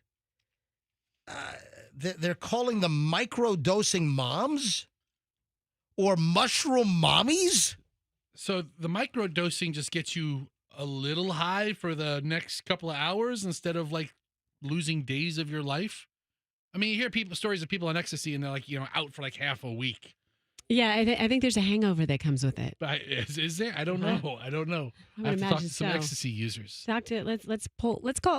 Let's open up the lines. 1-800-400. No, but listen, the microdosing, MJ, is what they're doing. And it's like I said, it's only getting them high for a couple hours. Well, that was my plan, to go to phones. Yeah. And see if we can get some microdosing mommies or mushroom mommies on the phone right now. Okay, I've got a story for you. Let me give out the phone number, the number. 800-990-1047.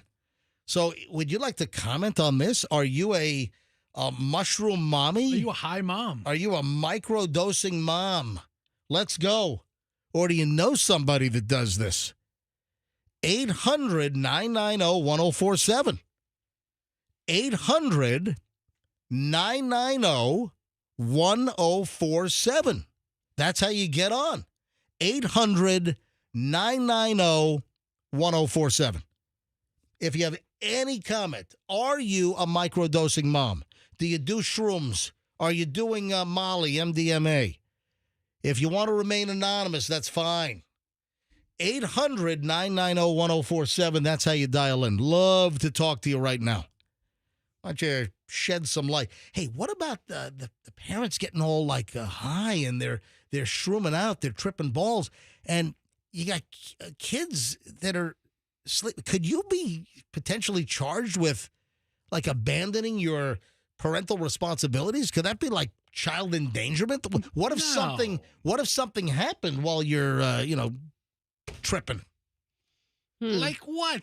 You run down the street naked? I mean, listen, you're not abandoning them. There's no child endangerment. I don't know. Okay, well, I've got this story for you about my girlfriends in Asheville. She was telling me. Would that be North Carolina? Yes. Man, they got nailed with the remnants of Helene. Oh, my God. Did. All right, go ahead. So she says that she knows mommy microdosers in Asheville. And she said this one mom who she met, that her kids, I think they go to a private school there, and all the moms were doing it at a party or whatever. And her she wasn't. My friend wasn't, but she was telling me this other mom was. And this mom said she got so tripped out or whatever that she thought that the other mom was going to try to sex traffic her. What? What? So it just makes me laugh when if this is like a mommy bonding thing, you think, okay, I don't know if it's like a first friendship date kind of thing you should do, because there might be some paranoia. She didn't know the other mom, and she was like, it was the first time I met her, and I just felt like she was going to sex traffic me. Right. So that's what she was dealing with for her. Let me go to phones. Let me grab Wendy in Sarasota. And if you'd like to call in on Mushroom Mommies tripping balls, 800-990-1047. 800-990-1047. Hi, Wendy in Sarasota. Welcome to the MJ Morning Show. Hi, thank you. I've been watching you or listening to you guys for years. Well, you could be watching. I'm waving right now to everyone watching MJ TV. Right, I have watched you before, too. Well, thank you. Yeah, I have. So, Wendy in Sarasota, are you a mushroom mommy? Yes, I am. I'm 50 years old. I've got 2 teenage boys. I've been using mushrooms for last 2-3 years maybe, and it's helped me a lot. What has it done for you? Why does it help you? Makes her hear It just birds all the helps- time. It just helps relax me. It helps me see things more clearly. It just helps my whole entire mood. Are you really. married? No, divorced, but I have a boyfriend. And does he trip with you, or is this like a solo project? He does. No, he doesn't like it. So Wow. It's a solo thing. Yeah. Do you ever do it while you're with him and he's normal and you're tripping? And yeah. All right. He doesn't like it though. So, Wendy, Wow. how long are these trips? It depends on how much you take. But usually about, I want to say 6 hours if you take a good bit of it. Yeah. So Probably about 6 hours. if you take it as soon as you drop the kids off at school, you'll be fine by the time it's car line. Correct. Yep. It sounds like you're bonding with nature right now. Yeah, something like that. So, So when do you plan to trip next? Usually the weekends is when I do it. All right. I thought you were going to say as soon as you hang up. And where do you get your shrooms? Where do you get your stuff? A local dealer. Gotcha. And Yeah. and what are you buying exactly? What am I buying? Yeah, they're just like psychedelic mushrooms. Yeah, psychedelic mushrooms. And you just- they you- do have different names. You what? You but eat them? You put them under your tongue? How do you I ingest? just eat them. Yeah. I just eat them dry. They're dry. Yeah, they're dry, and I just And how long does it take to take effect? about 30 minutes. And do you feel it like easing on, or just like boom hits you like a ton of bricks? You'll know. Yeah, it'll just all of a sudden it'll hit you. All right. And then when it's over, you're fine. Like there's And no then there's no fine. hangover. Exactly. Oh. And you almost have an afterglow too, which is nice. There's no hangover or anything. Wow. All right, Wendy, thanks for the call. I recommend them. Yeah, you're welcome. Recommend them. So if you're just tuning in, I'm going back to phones in a second. We're talking about middle-class women who are tripping balls. That's the name of the article here. Where are all these mushroom dealers? And it's about mushroom mommies and, micro-dosing mushroom mommies. And, phones have loaded up here. 800-990-1047. 800-990-1047. Anonymous in St. Pete. Hi, Anonymous. You're on the MJ Morning Show. Good morning. Hey. Hey, I'm a microdosing grandmommy. Oh, wow. And how often do you microdose? And are you doing shrooms? No, ecstasy. Oh, Are you kidding me? Well, Molly is ecstasy. MDA. And not probably maybe once every 6 months. Wow. Just that special occasion. Like you're at a rave or something. Yeah. Hang on. I can't hear you. I can't hear you over the music. All right. Anyway, so where do you get your MDMA or your Molly? Where do you get it? From a local dealer. Wow.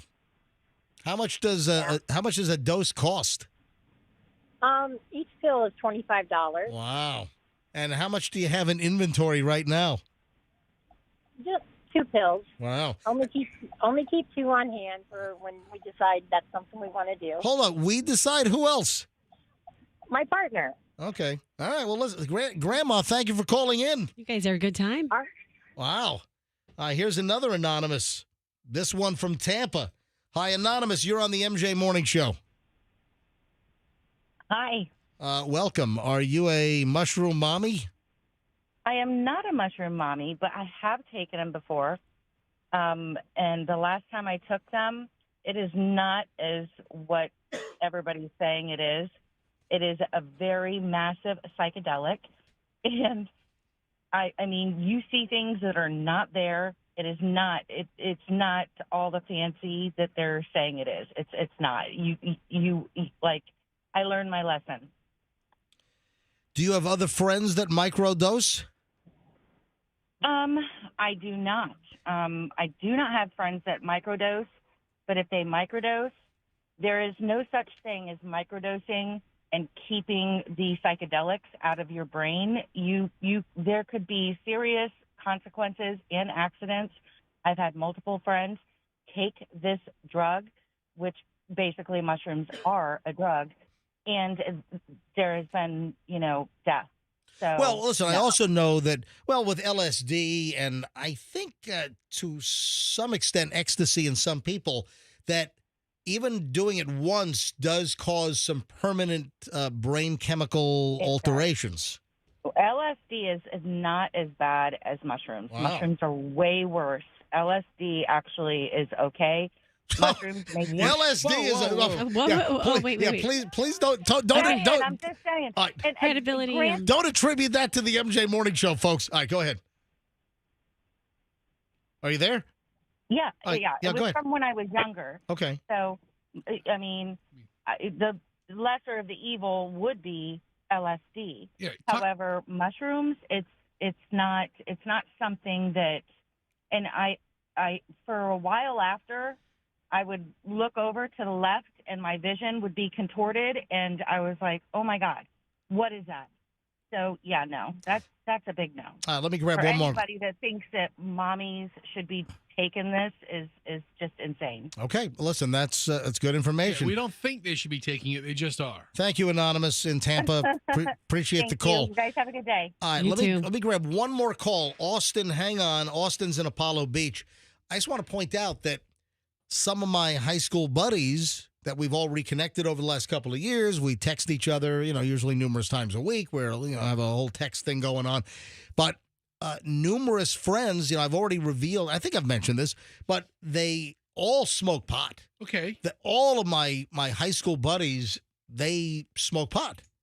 I do not. I will drink red wine and whiskey. I don't do any drugs. I don't smoke pot. I'm not taking. But some of them also do the shrooms. They do psychedelics. Okay. On top of the pot smoking. All right, one more call, and then we're going to move on. Austin in Apollo Beach. Austin, hi, you're on the MJ Morning Show. Hey, good morning show. Yes, it's the MJ Morning Show, not just the generic morning show.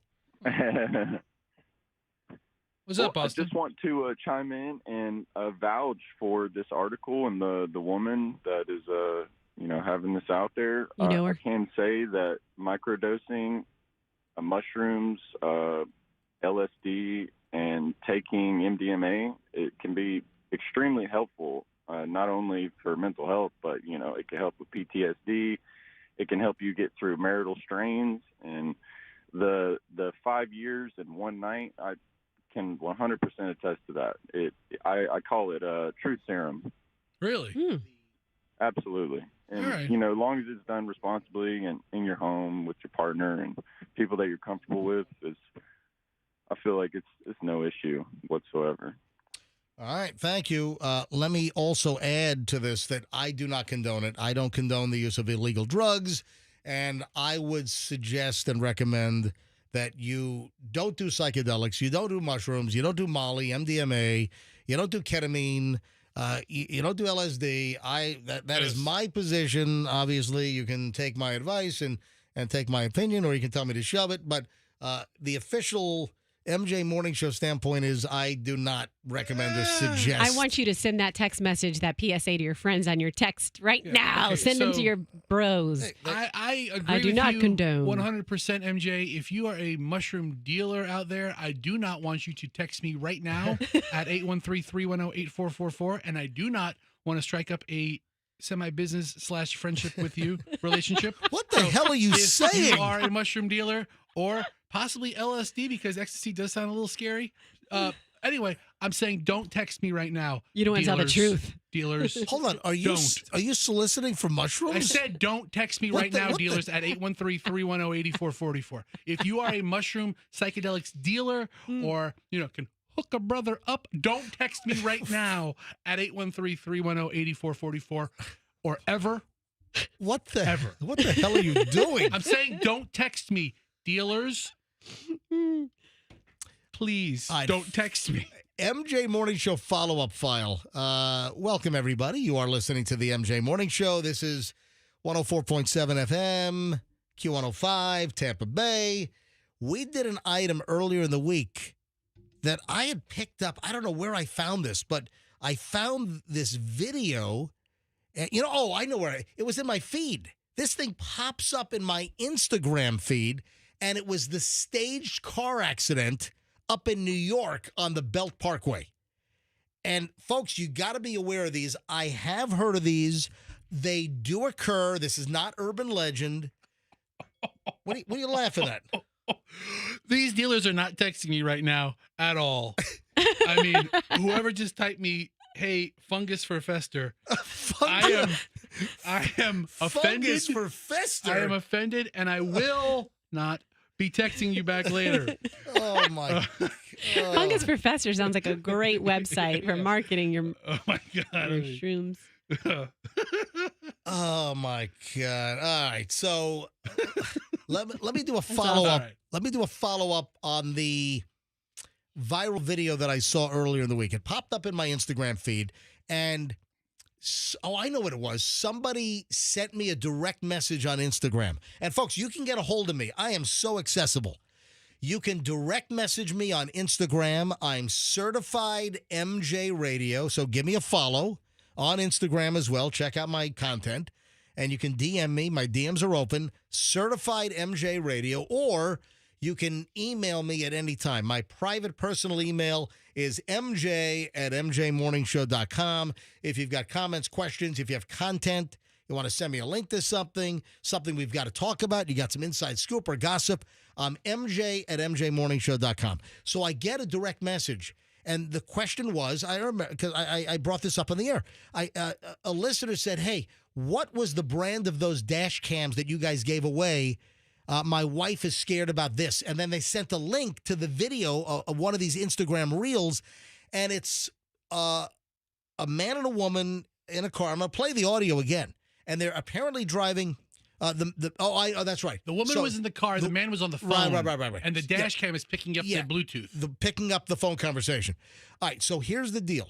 The woman's driving on the Belt Parkway in New York, and suddenly a car swerves in front of her, slams on the brakes. She then slams on the brakes, never hits the car. The car that cut in front of them then puts their car in reverse and smashes into her car behind. And they're pretending that she rear-ended them. They all get out of the car. Keep in mind, this is in the left lane on the Belt Parkway in New York. And the people in the scam car, like 4 people get out. They're all holding their necks. And luckily, this was caught on dash cam. So, the police are obviously investigating. Now, the reason why I'm bringing this back up, and I'll play the audio in a second, guess what? Little ahead of the game. The New York Post yesterday published a story about this. Oh, wow. Viral stage crash on New York City's Belt Parkway probed by NYPD as experts warn accident fraud cases are on the rise. The NYPD is investigating the disturbing staged accident on the Belt Parkway that went viral, as experts said such insurance scams are on the rise in New York because fraudsters are getting away with it. A police spokesman said Tuesday that detectives have interviewed victim Asfia Natasha about the October 16th caught-on dashcam crash in which another driver reversed in front of her bumper on the busy Queens Highway just before several passengers spilled out and tried to claim their hurt. The investigation remains ongoing in the NYPD Criminal Enterprise Investigation Unit's Fraudulent Collision Investigation Squad. A department spokesperson said in a brief statement, "Unfortunately, cases like Natasha's are becoming more and more common as brazen crooks search for scams to run on unsuspecting victims. Even old-school schemes like cutting someone off, slamming on the brakes, and then squeezing them for insurance money afterward." Yeah, that's been done for years. Yeah. Where you slam on the brakes and you cause somebody to ram into you. Yeah. But this one, this goes even further. This is even more egregious. They slam on their brakes, the car behind does not hit, and then they put their car in reverse, and then caught, and then blame them for rear-ending. I mean, think about it. The cops come out, and the person's going to be hysterical because they were the victim here. That's your natural reaction. Yeah. You backed into me, and it's going to sound so crazy when the cop is hearing it. Listen to the audio. So we played this earlier this week. I think we played this on Monday's show. And then now the New York Post has written a story about what we had already talked about. What my God. What happened, babe? All right, so she's on the phone apparently with her significant other, and you can hear her go, what the, bleep, and... Oh my God. What happened, babe? Oh my God, what is he doing?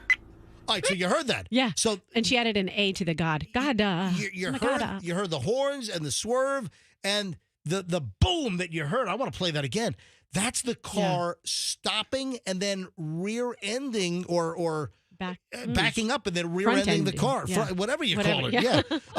That's the perp, the scam artist. And you can hear, and she's stopped after they pulled in front of her, came to a complete stop. She never touched their car, and then they whipped the thing into reverse to simulate and fake that she rear-ended them. Here's it again. Oh my God. What happened, babe? Oh my God, what is he doing? Babe. Babe, what happened? I don't know. Babe. I got into an accident. Oh my God. Oh my God, Where are babe. you? I'm on the Bell Parkway. This guy just reversed into me. What the hell is going on? Reversed into you? Yeah. Oh my God. Oh, fuck, I'm shaking. Oh my God. Babe. Yeah. Just stay there. Oh my God. Oh my God. Where on the Bell Parkway? Oh, after that turn? Yeah. Fuck. Oh my Babe, God. it's okay. Hold on, okay? And then they get out of their car. 4 people get out of the car. They're all holding their necks, thinking, oh, man, we're going to have an insurance claim. We're all going to collect. Oh, no. But guess what? She had a dash cam rolling and caught the whole scam on video. Hold on, babe. Wow.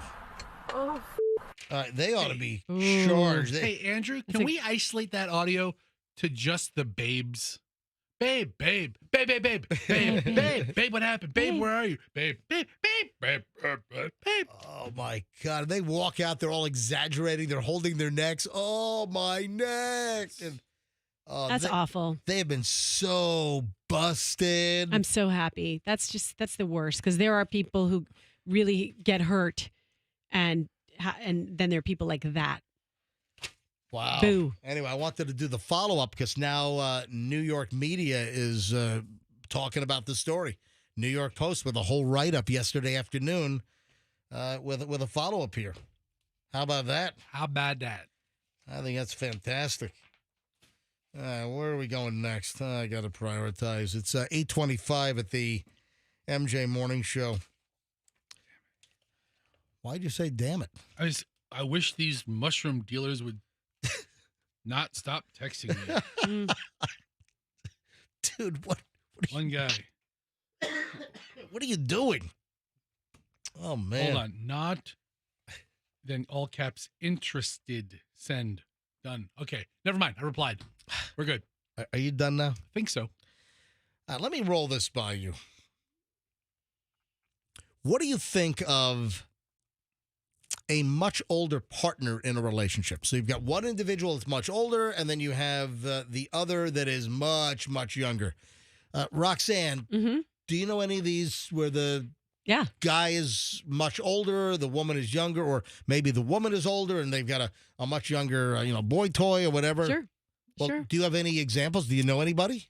I mean, I definitely do. I can think of situations where, there's a 20-year plus age gap.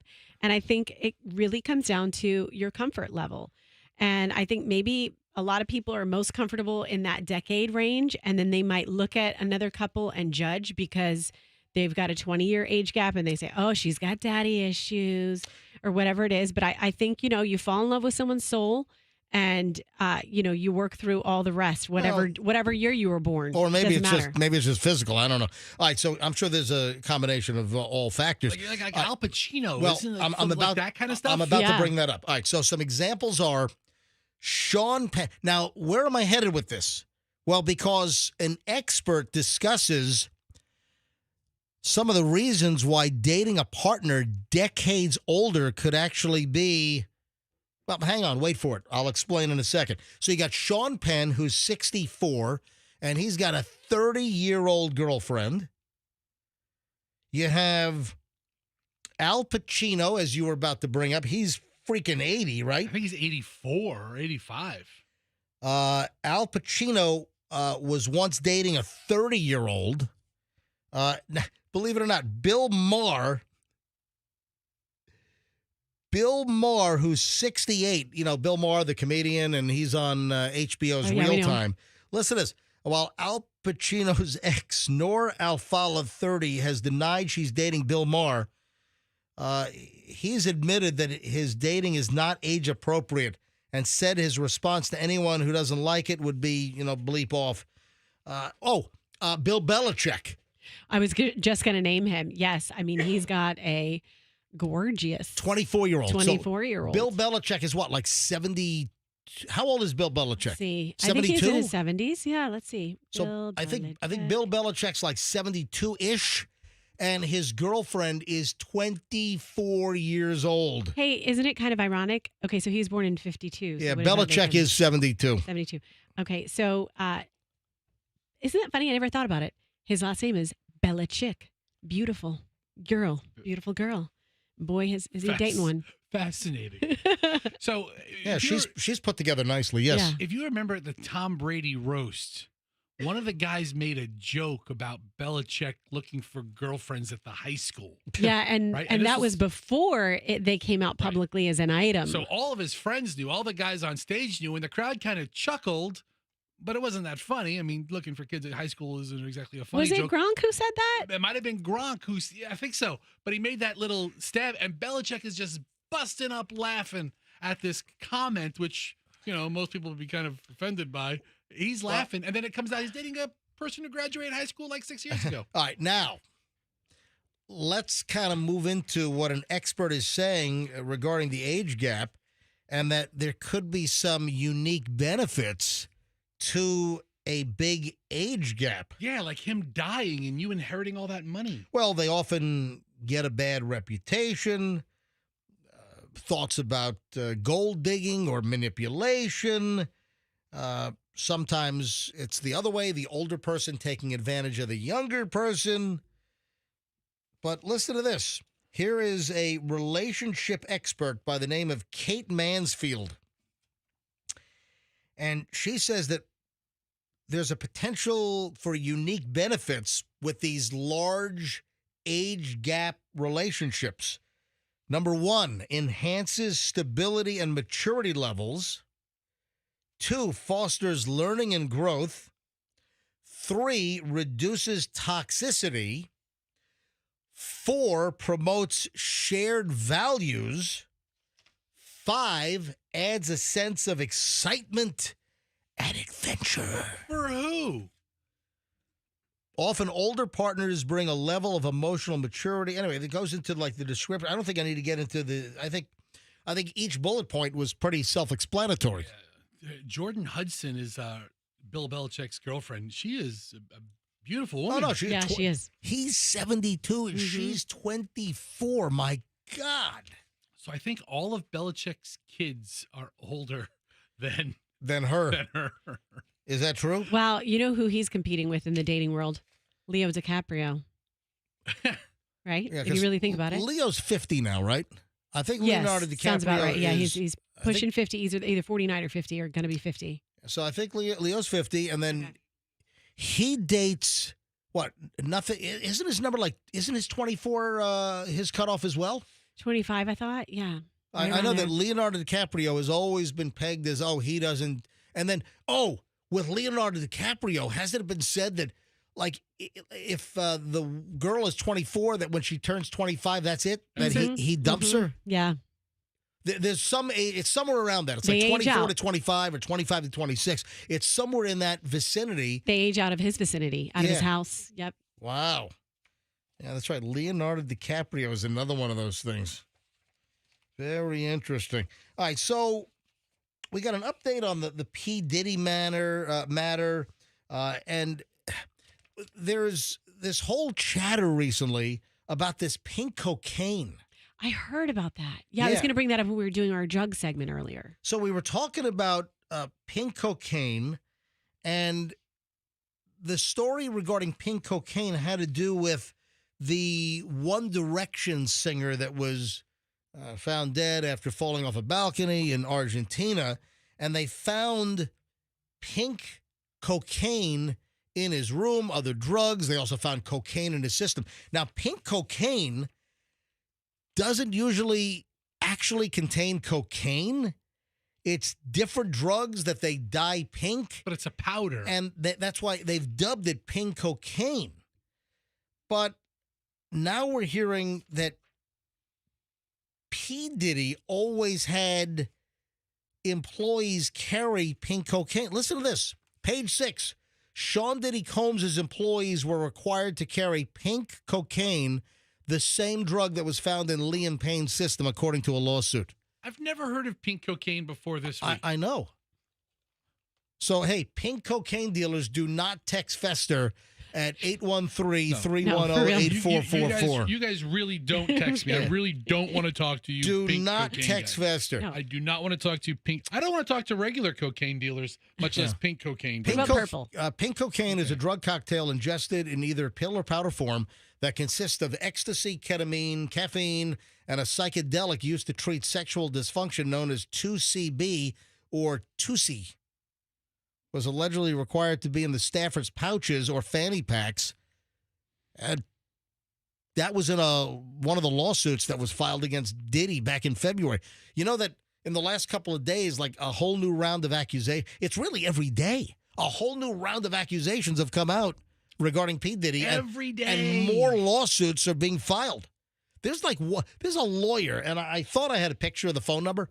There's a lawyer that's doing press conferences, and he's got his 800 number on a banner behind him. Mm-hmm. And it's like, hey, if you've been attacked or assaulted, or if something happened between you and P. Diddy, call me. It's the guy from Houston. Yeah, that's what I'm saying. Yeah, the Houston lawyer, guy. yeah. There's a Houston lawyer that already has a bunch of the lawsuits representing a whole bunch of plaintiffs going after P. Diddy. And the guy's doing press conferences, and he's got a huge 800 number on one of those, Tony Busby. Yeah, that's him, Tony Busby. And if you look at some of the pictures online, he's doing like pressers in front of a microphone, and he's with the Ava Law Group. And he's got this whole 800 number, and it's like, hey, if you were attacked by P. Diddy or 1-800-200, and then it cuts off there. Yeah. But yeah, so Tony Busby, he represented the accusers of Deshaun Watson. That's right. Oh yeah, that's right. When he played for the Texans, right, and he really, really liked his massages. He represented a lot of the accusers. Oh, that's right. Yeah. Oh, and Lamar Odom, just wrapping this up. Who? I mean, I haven't heard of him in a while. Yeah, Lamar Odom, who was one of the Kardashian husbands, which I don't even know which one. So Lamar Odom said that he would hear voices after taking some of the drugs that Liam Payne had from One Direction. So Lamar Odom apparently pink cocaine. He used to do pink cocaine, and he would have auditory hallucinations. He would hear voices when he did pink cocaine. Did you hear the Diddy story? We talk about so many of them, so maybe you did say this already about. It just reminded me. Pink cocaine, Diddy. Did you hear that someone is accusing him of forcing himself on someone with another all-star athlete and another celeb? You know, I've heard so many Diddy stories of him with other people forcing himself on people that I've lost track. Yeah, we can't even keep track. So what is the latest now? So there's a new report that, and I believe she was underage, seems like a lot of them are, that it was P. Diddy and an unnamed, to the public at least, athlete, professional athlete, and then another female celeb.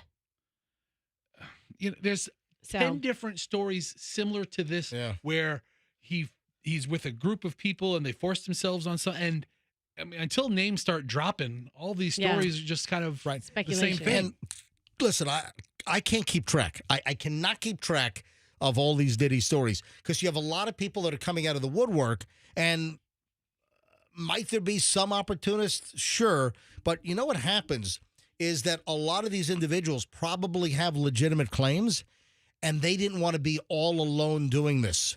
And once the floodgates open, then you are going to have some legitimate people. Don't think that all these people coming, oh, yeah, they're just trying to cash in. No, you have people that were scared or didn't want to be retaliated against. They were threatened? Right. You They were probably in fear for their lives. Andrew just pointed out in my ear.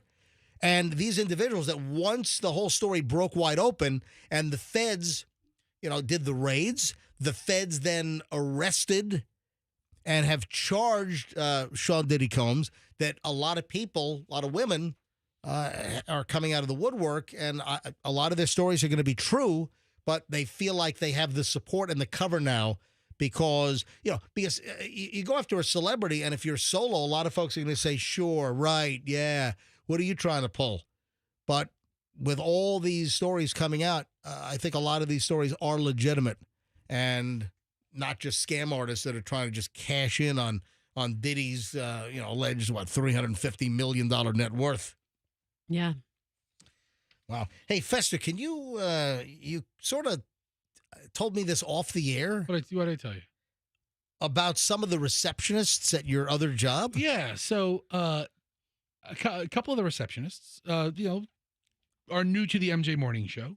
And I saw them yesterday, and they were talking about the segment we did about, what was it called? Controlled cheating? Yeah, controlled cheating. And I didn't know what it was, and we tried to take our guesses, but they were fascinated by the concept of the idea of a woman or a husband calling somebody to enter the relationship for their partner. Not a threesome necessarily, but just, hey, I'm going to book this person for my significant other on Friday night and let them have their night, and then he'll or she'll come back to me.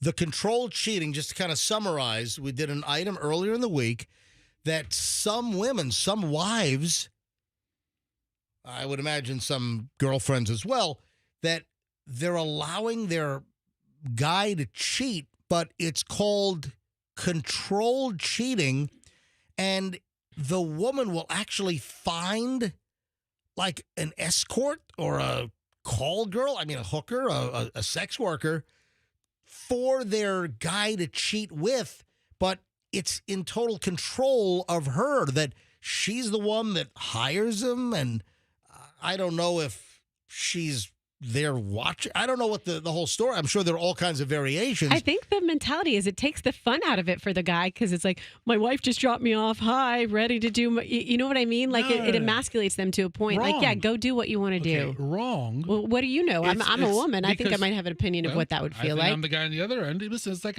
you're getting a hall pass for it, and you don't lose half your crap afterwards.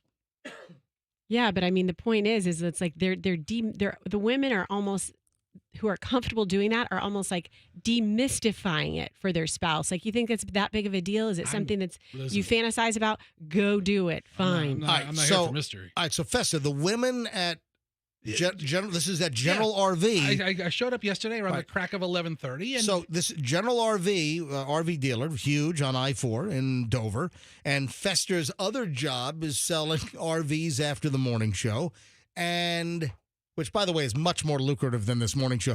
So Fester, suddenly you get into conversation with some of these female employees there. I didn't even look for conversation. I just kind of walk into the door and say, hello, ladies. And I walk by them and they go, I was floored by the segment of the controlled cheating. And then and two of them heard it, and they were going back and forth, as one couldn't believe somebody would actually do that. Yeah. And the other one thought it was the greatest idea to throw the dog a bone without the bone having to come from you. Very, very interesting. Hey, taking the dogs to the vet today. It's their yearly checkup. You know what I thought of? Speaking of throwing a dog a bone, that was a good segue. I recently bought my own blood pressure cuff. Oh, good for you. And Michelle's making fun of me. It's like, you're taking your blood. No, because, I've had a little high blood pressure. I've taken some blood pressure pills now for, a couple of years. And, I mean, nothing, you get what you give. I mean, nothing whacked, but the blood, what are you saying? You create high blood pressure in other people. Oh, really? You get what you give. All right. Well, if you can't stand the heat, All right. Okay. All right. So my blood pressure wasn't insane, but it does kind of run in the family. And when I hit a certain age, it just my blood pressure spiked. So now I take a pill, and my blood pressure is consistently, really, I'm like 115 over like 68 or something. And I just wanted to monitor, so I bought one of those Omron battery-operated blood pressure cuffs. And how often do you take your own blood pressure? I haven't done it in a couple of weeks. Okay. I haven't done it since all the hurricane activity. But, Michelle would make fun of me because I'd sit on the couch and sometimes do it 3 times in a row just to see, is it stable? Does it go down? Anyway, my blood pressure's in fairly good shape. But listen to this. I don't think I've ever seen my dog's blood pressure being taken. Do they have little doggy blood pressure? No, because your dog has no stress. That's the beauty of it. No, I'm like just dogs saying, are just but- happy. They're but happy to see you. They just have the dogs- right attitude. Dogs in general, I'm just saying. Yeah. And what got me thinking about this is today is our dog's annual visit. Mm-hmm. And I'm going to ask the vet about this. It's like, do you have a little doggy blood pressure cuff? Why don't I ever see like a dog's blood pressure being taken? Yeah, live like your dog. What about stress-free. cholesterol? What if my dog has high cholesterol? Do they need to take some Crestor? Or something? Or what? How do you know if your dog has acid reflux? Yeah, you got to take some, what is that stuff? What's the brand name for omeprazole? You know what I'm talking about? The acid reflux stuff. It's over the counter. Prilosec. Thank you. All right, but seriously, I've never seen like a doggy blood pressure cuff. All right, so Andrew says that he's searching them on Google and that there are pictures of little doggy blood pressure. I mean, there are like neurotic dogs, dogs that don't do well with lightning and storms, and people have actually like taken their dogs to doggy, wellness doctors or caretakers. So maybe there are dogs that who've gotten blood pressure taken. Something else hit me last night. What hit you? Well, I kind of bounce back and forth. I don't drink a lot of juices. I don't drink really any soda. I do love carbonated water, so I do have sparkling water at the house, and I'll go in phases. Sometimes I'll go a whole month and not have a sparkling water, and I'll just do regular, spring water. I do like to squeeze some lemon or lime into my sparkling water or regular water, but I'm fine drinking it just plain. So yesterday, I was all out of sparkling water in the fridge. And I had to go to the garage and I got a case of Saratoga sparkling water and stuck it in the fridge. I'm like, oh, man, it's going to be a while before it's cold. Do I put one in the freezer and jumpstart it? But then, you can't forget about it, and then that'll explode. You got shards of glass everywhere. But that's not where I'm going. It kind of crossed my mind. For sodas, soft drinks, carbonated water, sparkling water, what is the ideal temperature? So I love my drinks cold. I love drinks. I don't like room temperature water. Okay. I like water at just above freezing. And Michelle thinks I'm a freak. Oh. Because I'll take my digital thermometer and I'll measure the temperature of the water out of the fridge. We have the main fridge, then we have a little mini fridge off in our dining room area and a little pantry area. Is that your body thermometer or like your cooking thermometer? It's my butt thermometer. I was about to say, no, what are you? No, it's not. Ooh. It's my chef's cooking I don't thermometer. know. You say I stick my thermometer in there. I think what's it? It's my something to put under your tongue. It kind of dawned on me. I have never really looked this up, or I've never heard it. What is the ideal temp, according to experts, for a soft drink? Like, let's just grab a Coke, for instance. Coke, the most popular soft drink in the world, Coca-Cola. Mm-hmm. What is like the recommended temperature to drink a Coke or a soda? And I've never really known this, and I looked it up. Now, I like stuff, again, 33 degrees, 32.8, I think I have my refrigerator set for like 37 degrees. For me, just above freezing is where I like my drinks. All right? I think my refrigerator's in the 30s, upper 30s. So listen to this. I did a search. What is the ideal temperature for soft drinks or like Coca-Cola? Yeah, just go with Coke. And it comes back that it's 38 to 42 degrees is the sweet spot. Okay, so you say ideal. What does that mean from a taste standpoint, or does that mean from? It's not health because we're talking about Coca-Cola. Okay. Listen, I think Taste. that's a good inquiry.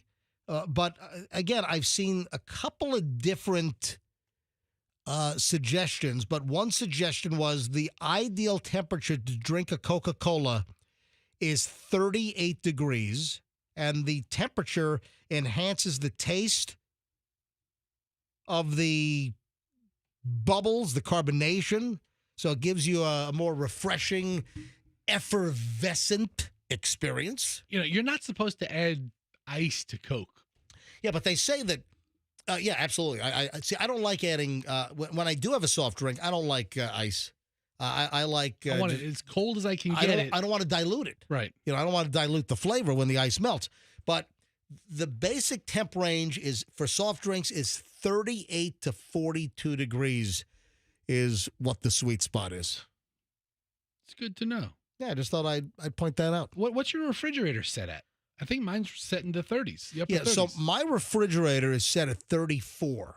Okay. But it doesn't really get to 34. It kind of hovers like 36 and a half to 37 is when I measure the waters. Like if I've got some Zephyr Hills in the refrigerator and I take a digital thermometer, I'll drop it in. And it really is like high 36s to like 37 is where that's like the coldest my refrigerator can get. Now, I've got a little bar fridge, and I got to be careful with that one because, like, you just look at that little temp dial.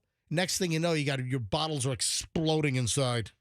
I think one time I went to like a Travel America truck stop, and they had a cooler full of Cokes and Pepsis, and you could take it out and you put it on like a platform straight from the cooler in the plastic bottle, and you hit a button or something, and it frosted the bottle. Like it was so cold, the water or the soda iced in the container. That's refreshing. I've seen some wine stores or liquor stores or beer where they have like a cooler and you can stick like a bottle of wine. You can stick beer.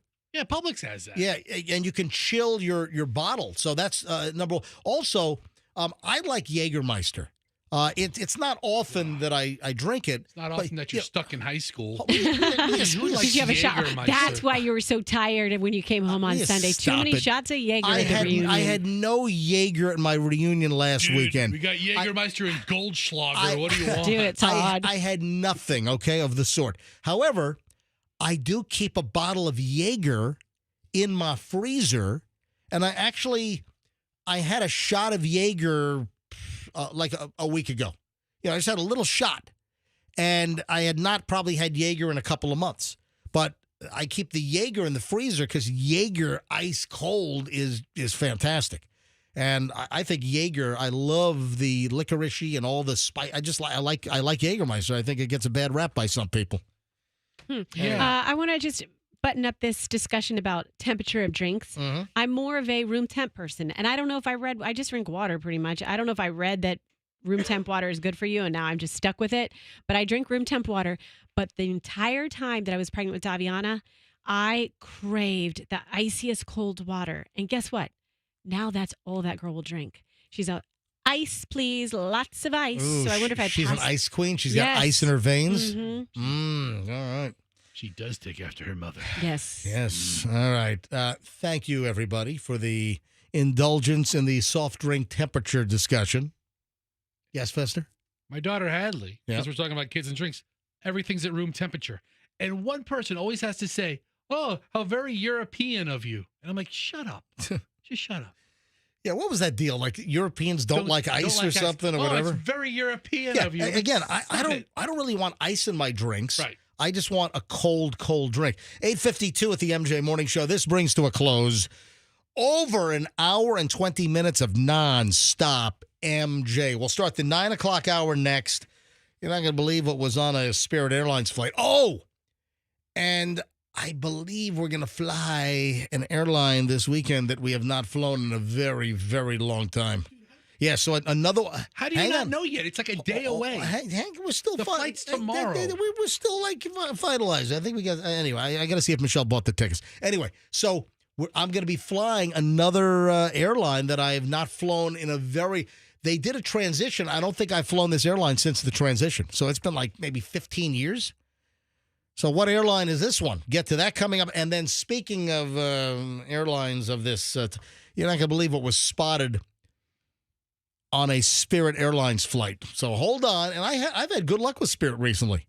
I said I'd never fly Spirit, and I have. All right, hold on. All that and a whole lot more. 9 o'clock hour is next here on the MJ Morning Show on Q105.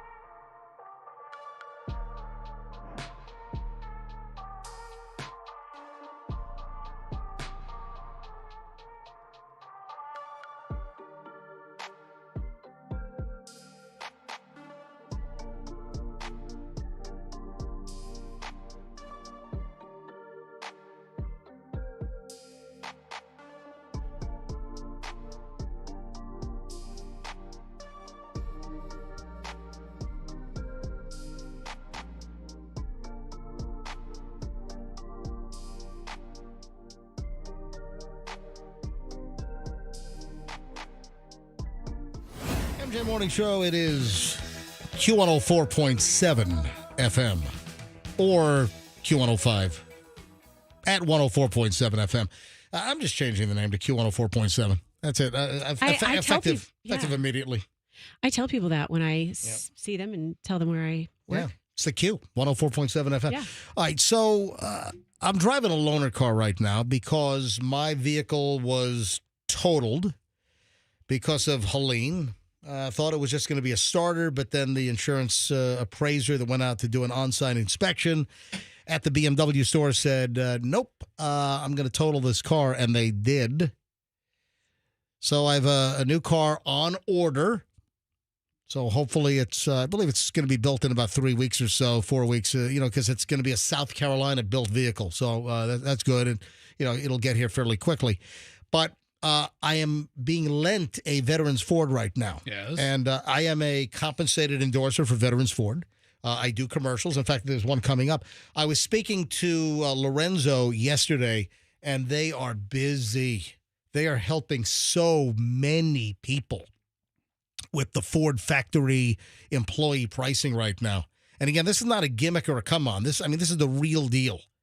So if you look like a printout of like any vehicle at like a Ford dealership, it has the dealer cost, it has the A plan, the X plan. It's got a whole different set of prices on every vehicle.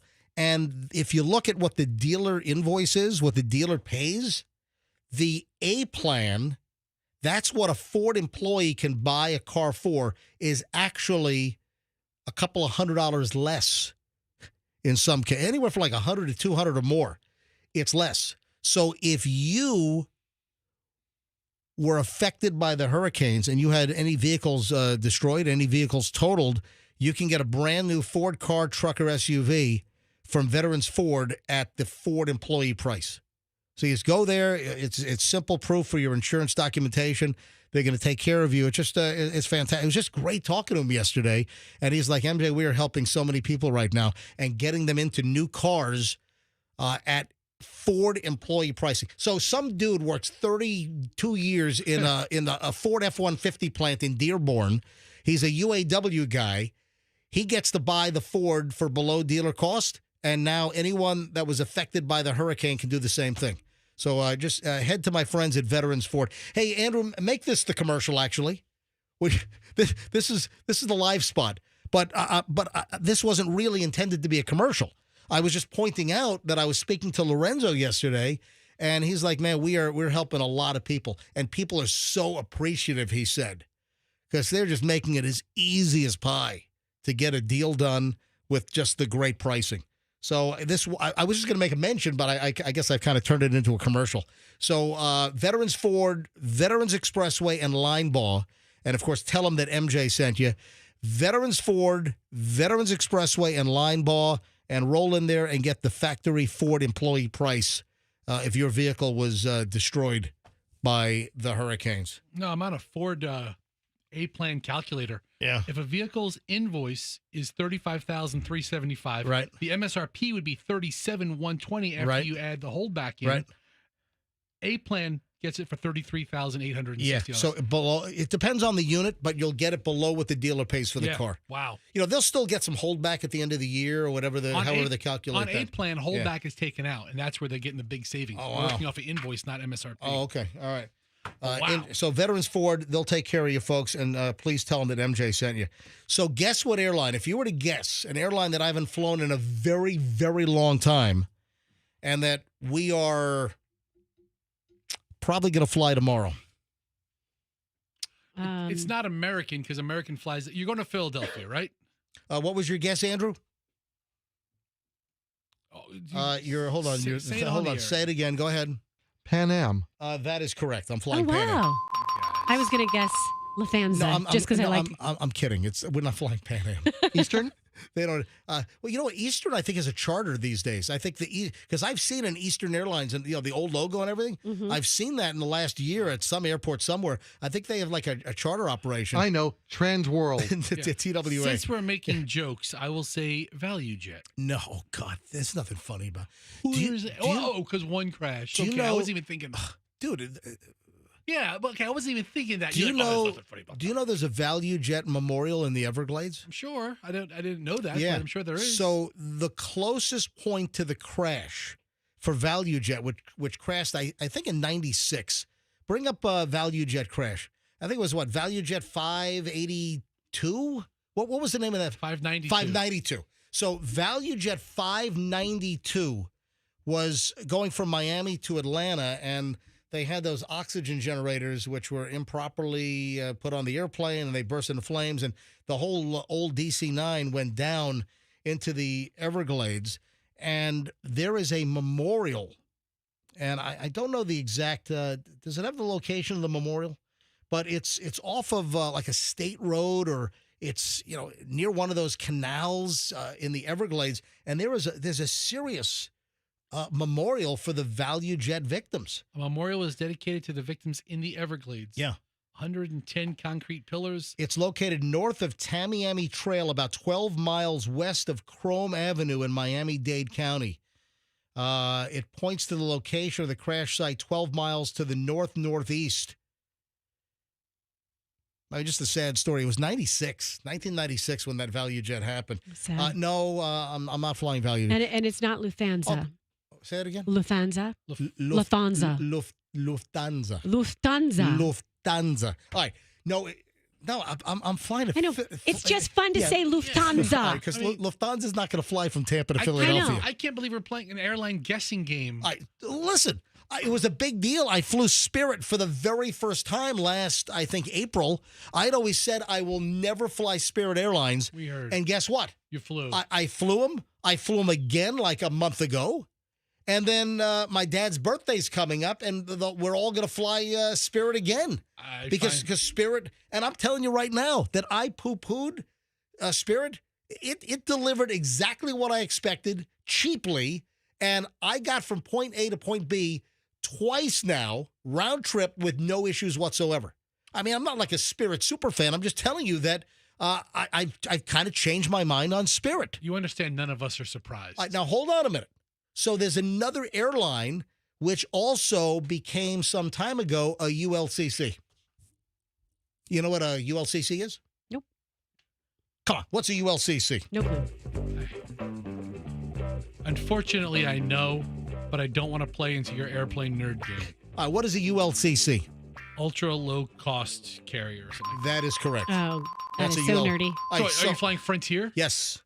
Yeah, I have not flown Frontier since they became an ultra low-cost carrier, kind of in the same vein as Spirit, where everything is like nickel. Michelle was on the website, and, man, it was just tedious. You could check out on like one of the major airlines in like 2.5 minutes. Not there. Hang on, let me see if Michelle will pick up the phone. Are you going to wear a cowboy hat when you ride on Frontier? I feel like you need to be in costume, just with some chaps. You know what? I do like all the animals on the tail of the airplane. Yeah, what animal are you going to be on? Yeah, that's. I don't know. I do like all the animals on the Frontier tails that you can see. No, but it was just Michelle was like, I think, pulling her hair out, trying to go through all the multiple pages and the add-ons. She's not going to pick up. And then they threaten you, like, if you can buy your bag now for $30, but if it's at the airport, $99. Okay, whatever it is. Do you remember, though, that there was a story that the gate agents were incentivized that for every, like, at the gate upcharge, They got a commission. They got a commission. Hello. Hey, sweetie, I'm sorry to bother you. The Frontier booking process was... Oh, what a pain in the ass. God. It's a deterrent. It's not, because it's not really any cheaper than anything else by the time you do it. But the deal is that you were on, I heard Michelle go, oh, and she's like blurting out the F-bomb. Oh. So she's going to check out. She was going through the process for so long, the original fare that was available disappeared. And then all three of us need the same amount of luggage going both ways. I was like, oh my God, I just want to buy the ticket. Is that the only airline flying to Philadelphia tomorrow? Well, it's the most... At the times that accommodates our needs, yeah. That's what it came down to. It's the times that we need to go and come back that Frontier had the best schedule. So listen, I might I might walk away from my new experience with Frontier the same as I did with Spirit. Because, Ms. Cheryl, did you ever think I'd ever be on Spirit in any time during the rest of my life? I think you had a burning desire. burning hunk of Spirit going on. Yeah. All right. Well, anyway, did you finally book the tickets? I didn't know. Are they booked? Oh yeah, I just gave up trying to do it individually. I just booked us all three together. Blah blah blah. All right, and It was then just too complicated. They make it so complicated. what was the charge to walk on the carpet up the aisle? How much was that? Oh my. Is that like $27 to Sir, walk? you can't walk on that carpet. You got to. You have to suspend yourself. If you want to walk on the carpet up the aisle to go to your seat, there's a charge for that. So, right. All right, sweetie. I'll talk to you in a bit. Okay, bye. I was watching her. You know Caddyshack? Yeah. You know where Spalding is like, jumbled poops. And he's like, he's like cursing. Yeah. That was Michelle. I'm in the living room. I'm watching TV. I'm doing some prep. And Michelle's on the computer going, I mean, she's just yelling at her computer, trying to book a ticket on Frontier yesterday. But listen, I had a good experience on Spirit recently, times 2. Let's see if 3 is going to be a charm on Spirit in a couple of weeks, and then we'll see how Frontier does this weekend. But I'm typically not an ultra low cost carrier guy, but it makes sense for us because the timing works out. Great. Good. So there you go. All right, and the reason why I'm bringing this up, I was wondering, there is video of a rat up in the ceiling on a Spirit Airlines Airbus. Oh, imagine if you'd been on that flight and captured that video. Oh, man. So somebody on video caught a rat on the airplane, and I guess it was spotted in a translucent. The lighting, the actual bulbs were covered up, and it's like an opaque plastic that the light comes through, and people could see the outline of a rat climbing up into the. But that's scary because what if the freaking rat is eating wires? Oh yeah. Ooh. Oh my God, that's a problem. Rodents have been there it is. Look, Fester's looking at the. Oh my God. Look at Why that. do the rodents eat wires? Are they on meth? No, it's just they'll just chew on crap. Just gnaw on things. They just exactly. I'm just making a joke because meth heads take things apart, take the wires out of things. Clip was on a Spirit Airlines flight from Dallas to Los Angeles, and it shows a rat running above an overhead bin and lighted area. During the 3-hour flight, the rat's feet can be seen through the opaque glass with light illuminating its snout. Oh, man. Wow. Yeah, probably going up and down the plane looking for somebody that purchased a la carte snack. Try to get on down and get some food. It's going to drop in like the air mask. Yeah.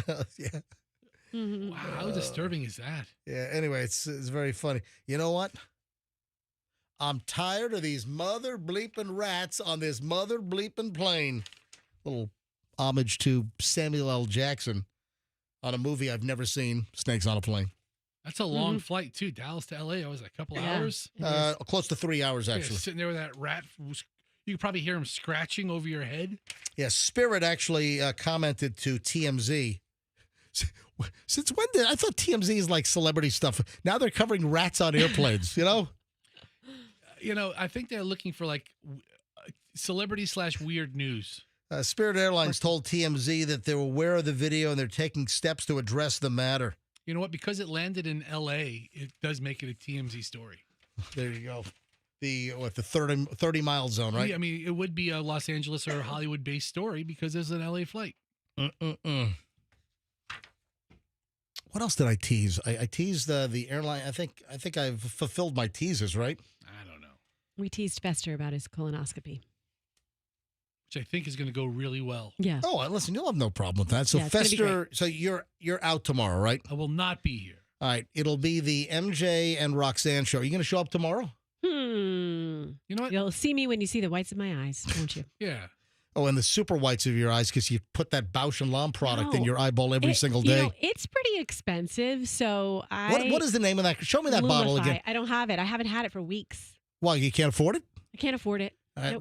So it's Budgeting Lumify. got cut from the budget. Wait a minute. So you're not putting Lumify in No. your eyeballs anymore? I just haven't. I haven't had a chance to buy it, but it's not something I do every day. It's more like a special occasion. You know, it's thing. like this obsession that people have with teeth whitening, and Roxanne has this obsession with eyeball whitening. Do you use a teeth whitener as well? Occasionally, All right. just to spruce them up. All right. Just Okay. checking. We got to have the peepers match the teeth, right? There is another concern regarding what did you say? She wants white Yeah. eyes. She wants white teeth. All right, there you go. So it was a carpet match the drape the joke. yes, carpet if you matches got the it, dry. I got you. Unlike me, who's very comfortable with my jaundice hue of yellow eyes and yellow teeth. Right.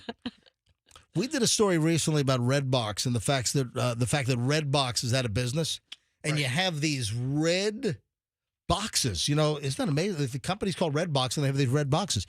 So we did a story, I don't know, a week and a half, about like 22 or 23,000 red boxes are dotted all over the country, outside of supermarkets, inside supermarkets, outside of Walgreens and CVS and Walmart. So these red boxes are all over the place, and the company is belly up. The company's out of business. They filed for bankruptcy, and we had a story about who's going to pick these things up. How are you going to get rid of the red box? And then on top of it, each red box has up to 600 movies inside. I mean, an enormous amount of DVDs are inside these red boxes. Well, some people are trying to get these things, and even offering to, I'll take it off your hands, and for places that might have one outside and they're defunct, and just unbolt the thing and just pull the plug. And I once pulled the plug on a red box. Prankster. Well, no, let me tell you what happened. Okay. It was the red box, and they had dual machines. I don't know if they're still there, but the Walgreens on the corner of West Shore and Kennedy, the Walgreens right there across from Panera, and Taco Bell is that Taco Bell, their sign totally blown out by Milton. So the Taco Bell at West Shore and Kennedy, I saw their that. sign is gone. It's just like tubes of fluorescent tubes inside. So they gotta get a new sign at Taco Bell. So right next door you have the Walgreens, and they used to have. I got to look again. Maybe I'll look on the way home. They used to have two Redbox machines right next to each other, and one said out of service. And I was trying to get a movie for us. This is probably 10 years ago, and the other machine was it had like a spinning. It had the hourglass, like the software running it. It was. So I'm like, oh, man, what do you do? I need a movie. What's going on here? One machine was down. The other machine was having a problem. I'm like, what do you do if a computer's having a problem? Do a reboot. You just reboot it. Yeah. So I climbed behind the machine, and I pulled the plug, and I rebooted the machine, and it worked. How long after you replugged the machine did it take to get back online? It's like 3 or 4 minutes. It's like 3. And then those things were all hooked up to cellular as well. If you looked at those machines, they had a little cellular curly Q antenna, and that's where it transmitted its data. But here's the other issue, and this is what I didn't understand, and this is why I'm bringing this back up, is that I have a story that says that Redbox customers' credit card information is stored inside those kiosks and could be easily hacked now. Great. Yeah. Why would your information be inside? Wouldn't it just be transmitted for the billing via cellular? And you'd think, but apparently there's a history, because it also has to know what card to let off the hook once you return it. Yeah, New York Post. Old Redbox kiosks have been, but you do that, I don't know, through cellular data. Why would it need to be in the machine? Anyway, old Redbox kiosks have been hacked to reveal customers' credit card numbers, according to the story. California-based programmer Foon Turing claimed in a social media thread last week that she was able to hack an old Redbox machine in Morganton, North Carolina. She said she was able to uncover a customer's name, zip code, and usage history. They had rented the films The Giver, The Maze Runner 9 years prior to this hack. Oh, wow. I don't know. So this Foon Turing told Ars Technica, great website, by the way, that it wasn't a difficult task to find the customer data on the machine belonging to the rental kiosk. Anyway, so heads up on that. But you got tons of these machines. So this says, the Wall Street Journal says that there are 24,000 Redbox kiosks. I thought I saw 22 to 23, so it's even more, 24,000 in these machines. Yeah. So Redbox is liquidating. You got 1,033 employees jobless. And there's like no money for them to collect these machines because The company's defunct. Wow. So, I mean, what's going to happen? I mean, you might be able to just go to a place and say, hey, can I just take your Redbox machine? And then just crack the thing open and you got 600 DVDs inside. Seems like a lot of hassle. And then you sell the metal frame for scrap. Yeah. All right, 9:23 at the MJ Morning Show. Quick break, and then we'll do the last segment. Final chunk. I got a lot of stuff. Hollywood stuff is on the way. Did you hear about Nicole Kidman and the Big O? I did. That was salacious. Wow. All right. I can't wait to hear your take on Nicole Kidman and the Big O. Also, do I want to do any more Diddy stuff? No, you know what? Maybe not. But we have a lot of stuff in the final segment next here on the MJ Morning Show on Q105. Plan B air conditioning.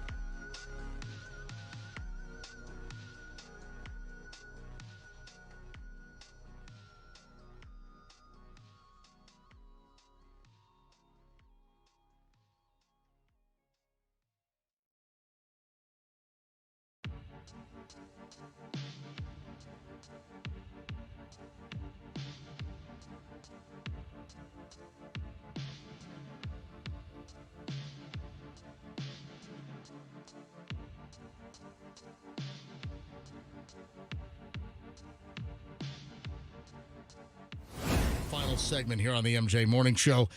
Anything in particular, Fester or Roxanne? These have to be the ones that are already in the system, right? Yes, because I would have to play it right away. Well, I sent you one that's a new request, so we need to play that maybe play that tomorrow. Fester, do you have any requests? Really? That's your favorite? What is that? The Venga Boys. Oh, I just played that yesterday. Oh, that's why it's stuck in my head. Never mind. All right, Andrew asked for Men Without Hats and Pop Goes the World. Oh, okay. For our rejoin bumper. Is this what's going on in your head, Andrew? Usually. 9:30 exactly at the MJ Morning Show. And the final segment here on a Thursday. Yeah, weekend is within sight. So I asked Roxanne if she saw the Nicole Kidman Big O story. Oh, did I? I took something from this. I had I wouldn't call it a revelation, but I had some thoughts about this. Where do you see this? I didn't even read the article. I just read the headline, on, I don't know, some entertainment site, I would imagine. Nicole Kidman, 57, says she had to pause filming Baby Girl because she didn't want to orgasm anymore. I hate doing this. Yeah. That's what she said. So what is this movie? It's a new movie that she's filming called Baby Girl, or maybe they've already filmed it. It's in the can. It's a new erotic movie. Yeah, clearly. Yeah, I guess. I guess she gets it on with a much younger guy. So Nicole Kidman joked that she was so turned on while filming her new erotic drama, Baby Girl, that she had to temporarily hit the brakes on production. In the kinky movie, according to page 6, Kidman plays a powerful businesswoman who risks her career and family life to have a passionate affair with her much younger intern, played by actor Harris Dickinson. Yes, sir. So here's the thing. Doug and I always talk about, not always, but occasionally we've talked about how actors, when you are, actor Nicole in this case, and you're acting with this guy, right, you have to develop some kind of relationship with them. Like more than friendship, more than coworkers, you develop a true chemistry with them. And so it looks good on screen sometimes. Right. But I mean, for instance, and this is kind of a silly thing, but it was so much fun. It was such a great experience. I took acting classes. You find those pieces in yourself, or you find those things about that person you're working with that you are attracted to. And so you're manufacturing feelings for somebody. You have to for someone else other than your spouse. So it's no surprise when these actors do a movie together and then they fall in love afterwards, because they have put themselves in that moment. And to me, when I read this story, that just reiterated, that really hammered home that point that, you have to develop some level of feelings for this intimate feelings for this person. Nicole you're Kidman said, "Don't come near me. I hate doing this during filming." That she was getting so hot and bothered and turned on that she had back things off and throw some cold water on the situation.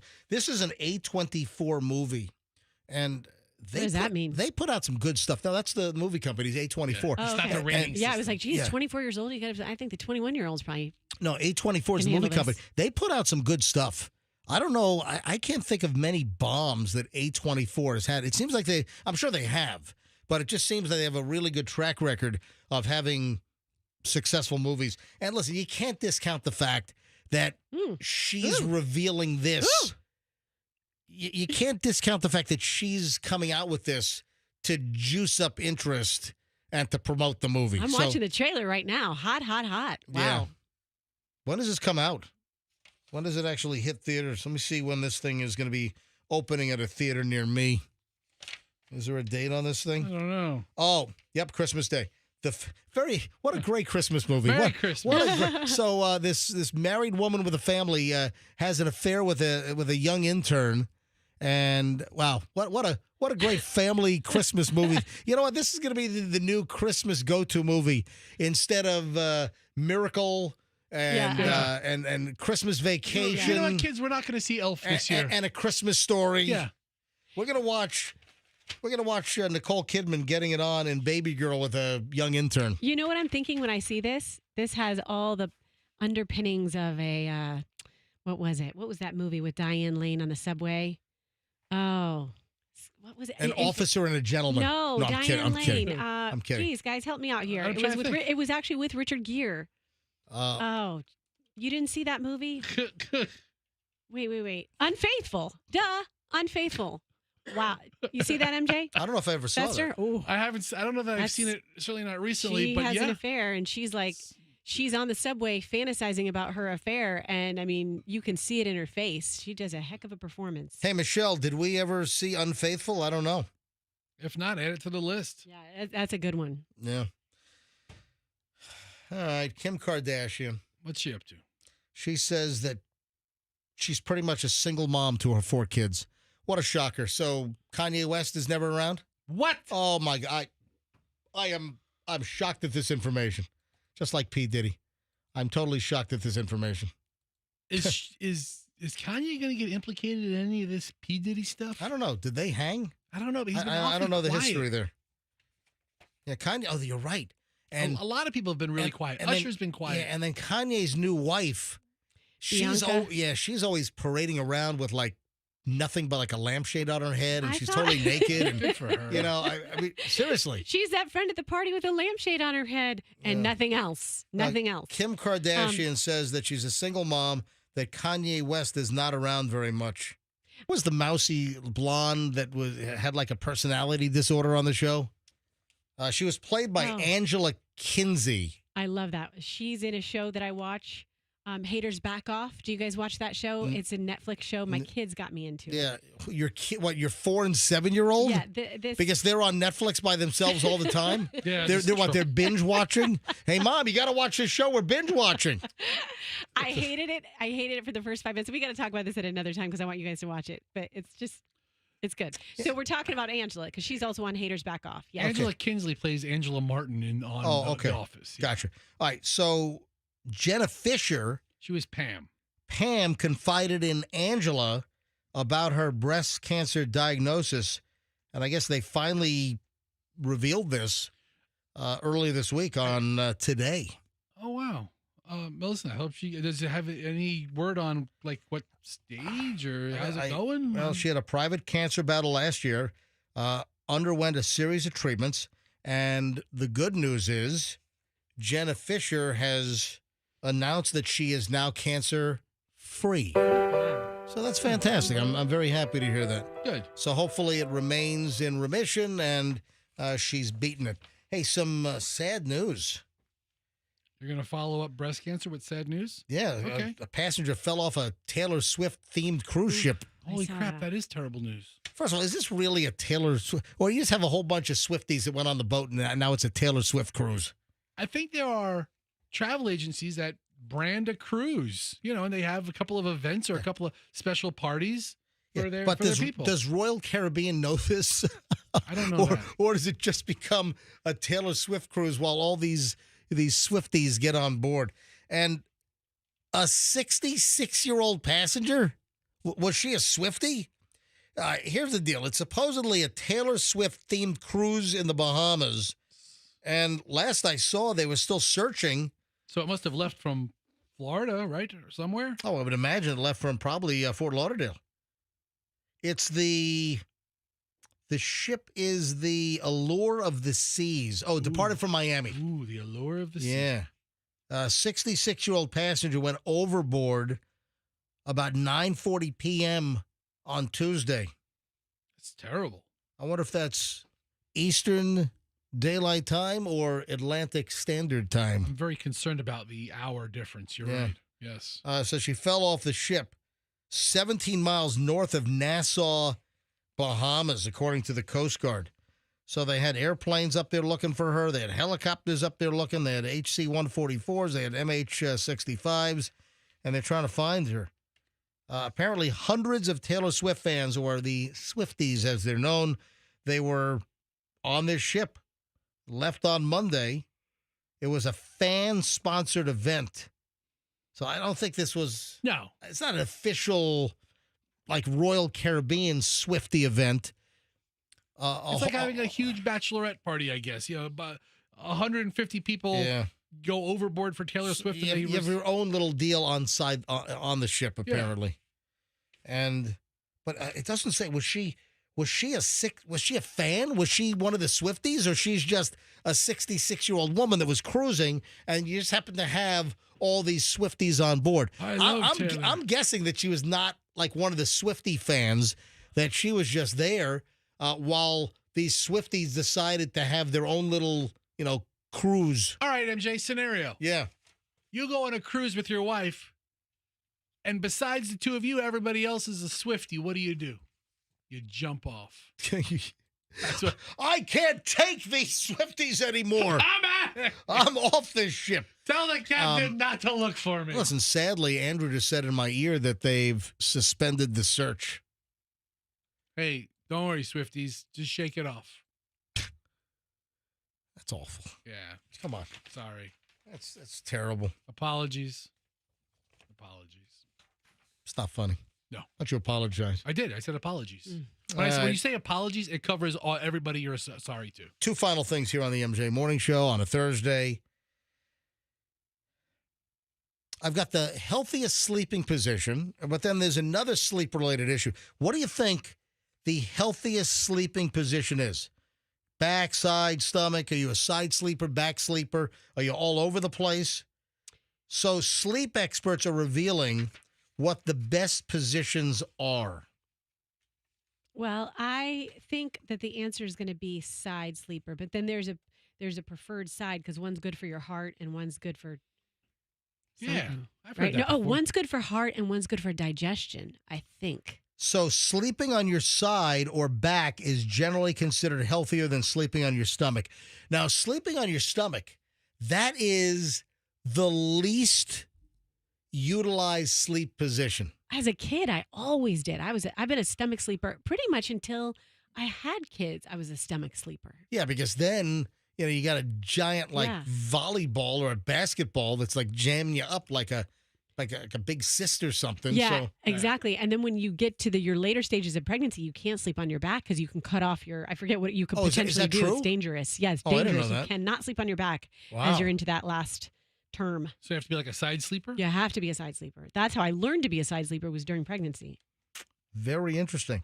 Yeah, sleeping on your side with proper support can also help with back or neck pain. Anyway, sleeping on your stomach is not ideal for spinal health. Oh. So, again, are there any adult stomach sleepers? I'm trying to think. I think sometimes if I fall down and if I lay down. If you fall down, you're on your front. Yeah, You're not getting up. If I lay down, sometimes, very occasionally, very rarely. Like the body chalk after a homicide. Yeah. But very rarely I might do a stomach sleep. Maybe once or twice a year. It's like you just kind of say, I'm going to close my eyes for a second. And then then you fall asleep. Drool. Yeah. And then your face is in just a whole pile of wet drool. That's right. That's the best. But yeah, I'm not a side sleeper or a front sleeper because of my girth. I'm a straight corpse. All right. There's one other sleep story which made the news cycle yesterday. And that is if you have bad sleep in your 40s, it can screw with your brain later on and might even say it again. I said great. Oh, so you had bad sleep in your 40s? Having. Oh, I'm sorry. Current times. Oh, you're currently having bad sleep in your 40s. So what You know what's kind of funny? I want to bring this up. Why is it funny to make fun of a woman for her age, but it's not funny to do it for guys? Because Can you explain that to me? I'm not making fun of any age. Things are only funny if you're sensitive to it. I mean, listen, I'm 50, big deal. Yeah, I'm 50 years old. I'm 334 pounds. I have dandruff and sleep apnea. I mean, listen, and you're walking disaster. And you're getting a camera hose shoved up your butt There's tomorrow. my whole story. Listen, tell your story. Tell your story. No, so here's the deal. Sleeping poorly in your 40s may age your brain faster, and that will affect you into your 50s. Also, could this be a potential introduction, or could this exacerbate dementia or Alzheimer's? Okay. Great. Give us something to worry about so we can't fall asleep tonight. Listen, I'm just asking. Thanks a lot. The story is that if you have bad sleep in your 40s, that it's going to affect your brain later in life. So, and listen, don't shoot the messenger here. I'm sorry. I apologize. Well, what's your sleep been like in your 40s? I think my sleep was fine. You know, I've got a choppy schedule. I mean, altogether, I get a lot of sleep. I don't get continuous sleep. Like last night, I had 4 hours and 45 minutes of continuous sleep, but I think I had an hour and a half nap earlier in the day. And man, that just rejuvenates you, instantly. Because you go through your entire sleep cycle. Right. Is that what it is? Mm-hmm. Did I hit like REM sleep during that deal? Yeah, it's about an hour and a half. I think your sleep cycles shorten as you get older. All right. All right, with that, we got to roll. We'll call it a day. Hey, Fester, I wish you the best with your colonoscopy tomorrow. Hey, I appreciate it. And as soon as I get the pictures, I will send them to you to put on your Instagram. Oh, so pictures of the camera hose going up your butt? Well, I was thinking more of the innards.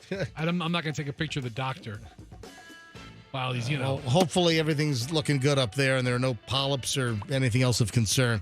All right, so Fester's out tomorrow because he's having a colonoscopy. And this is your first colonoscopy ever. First one by a medical professional. All right. And have you had any issues, or is this just No. preemptive medicine? It's age-related. I see a doctor, and he's like, "Oh, you're this age. You should get one." When was your last? Have you ever been put under anesthesia? Have you ever been knocked out? Yeah, I think so. For what? Pleasure.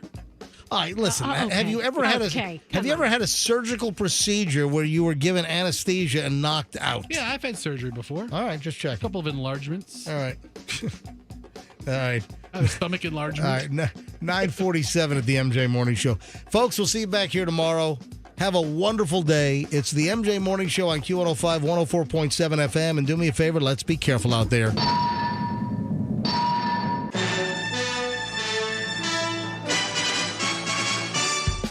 Download the app now. Get the Q105 app and listen to us anywhere.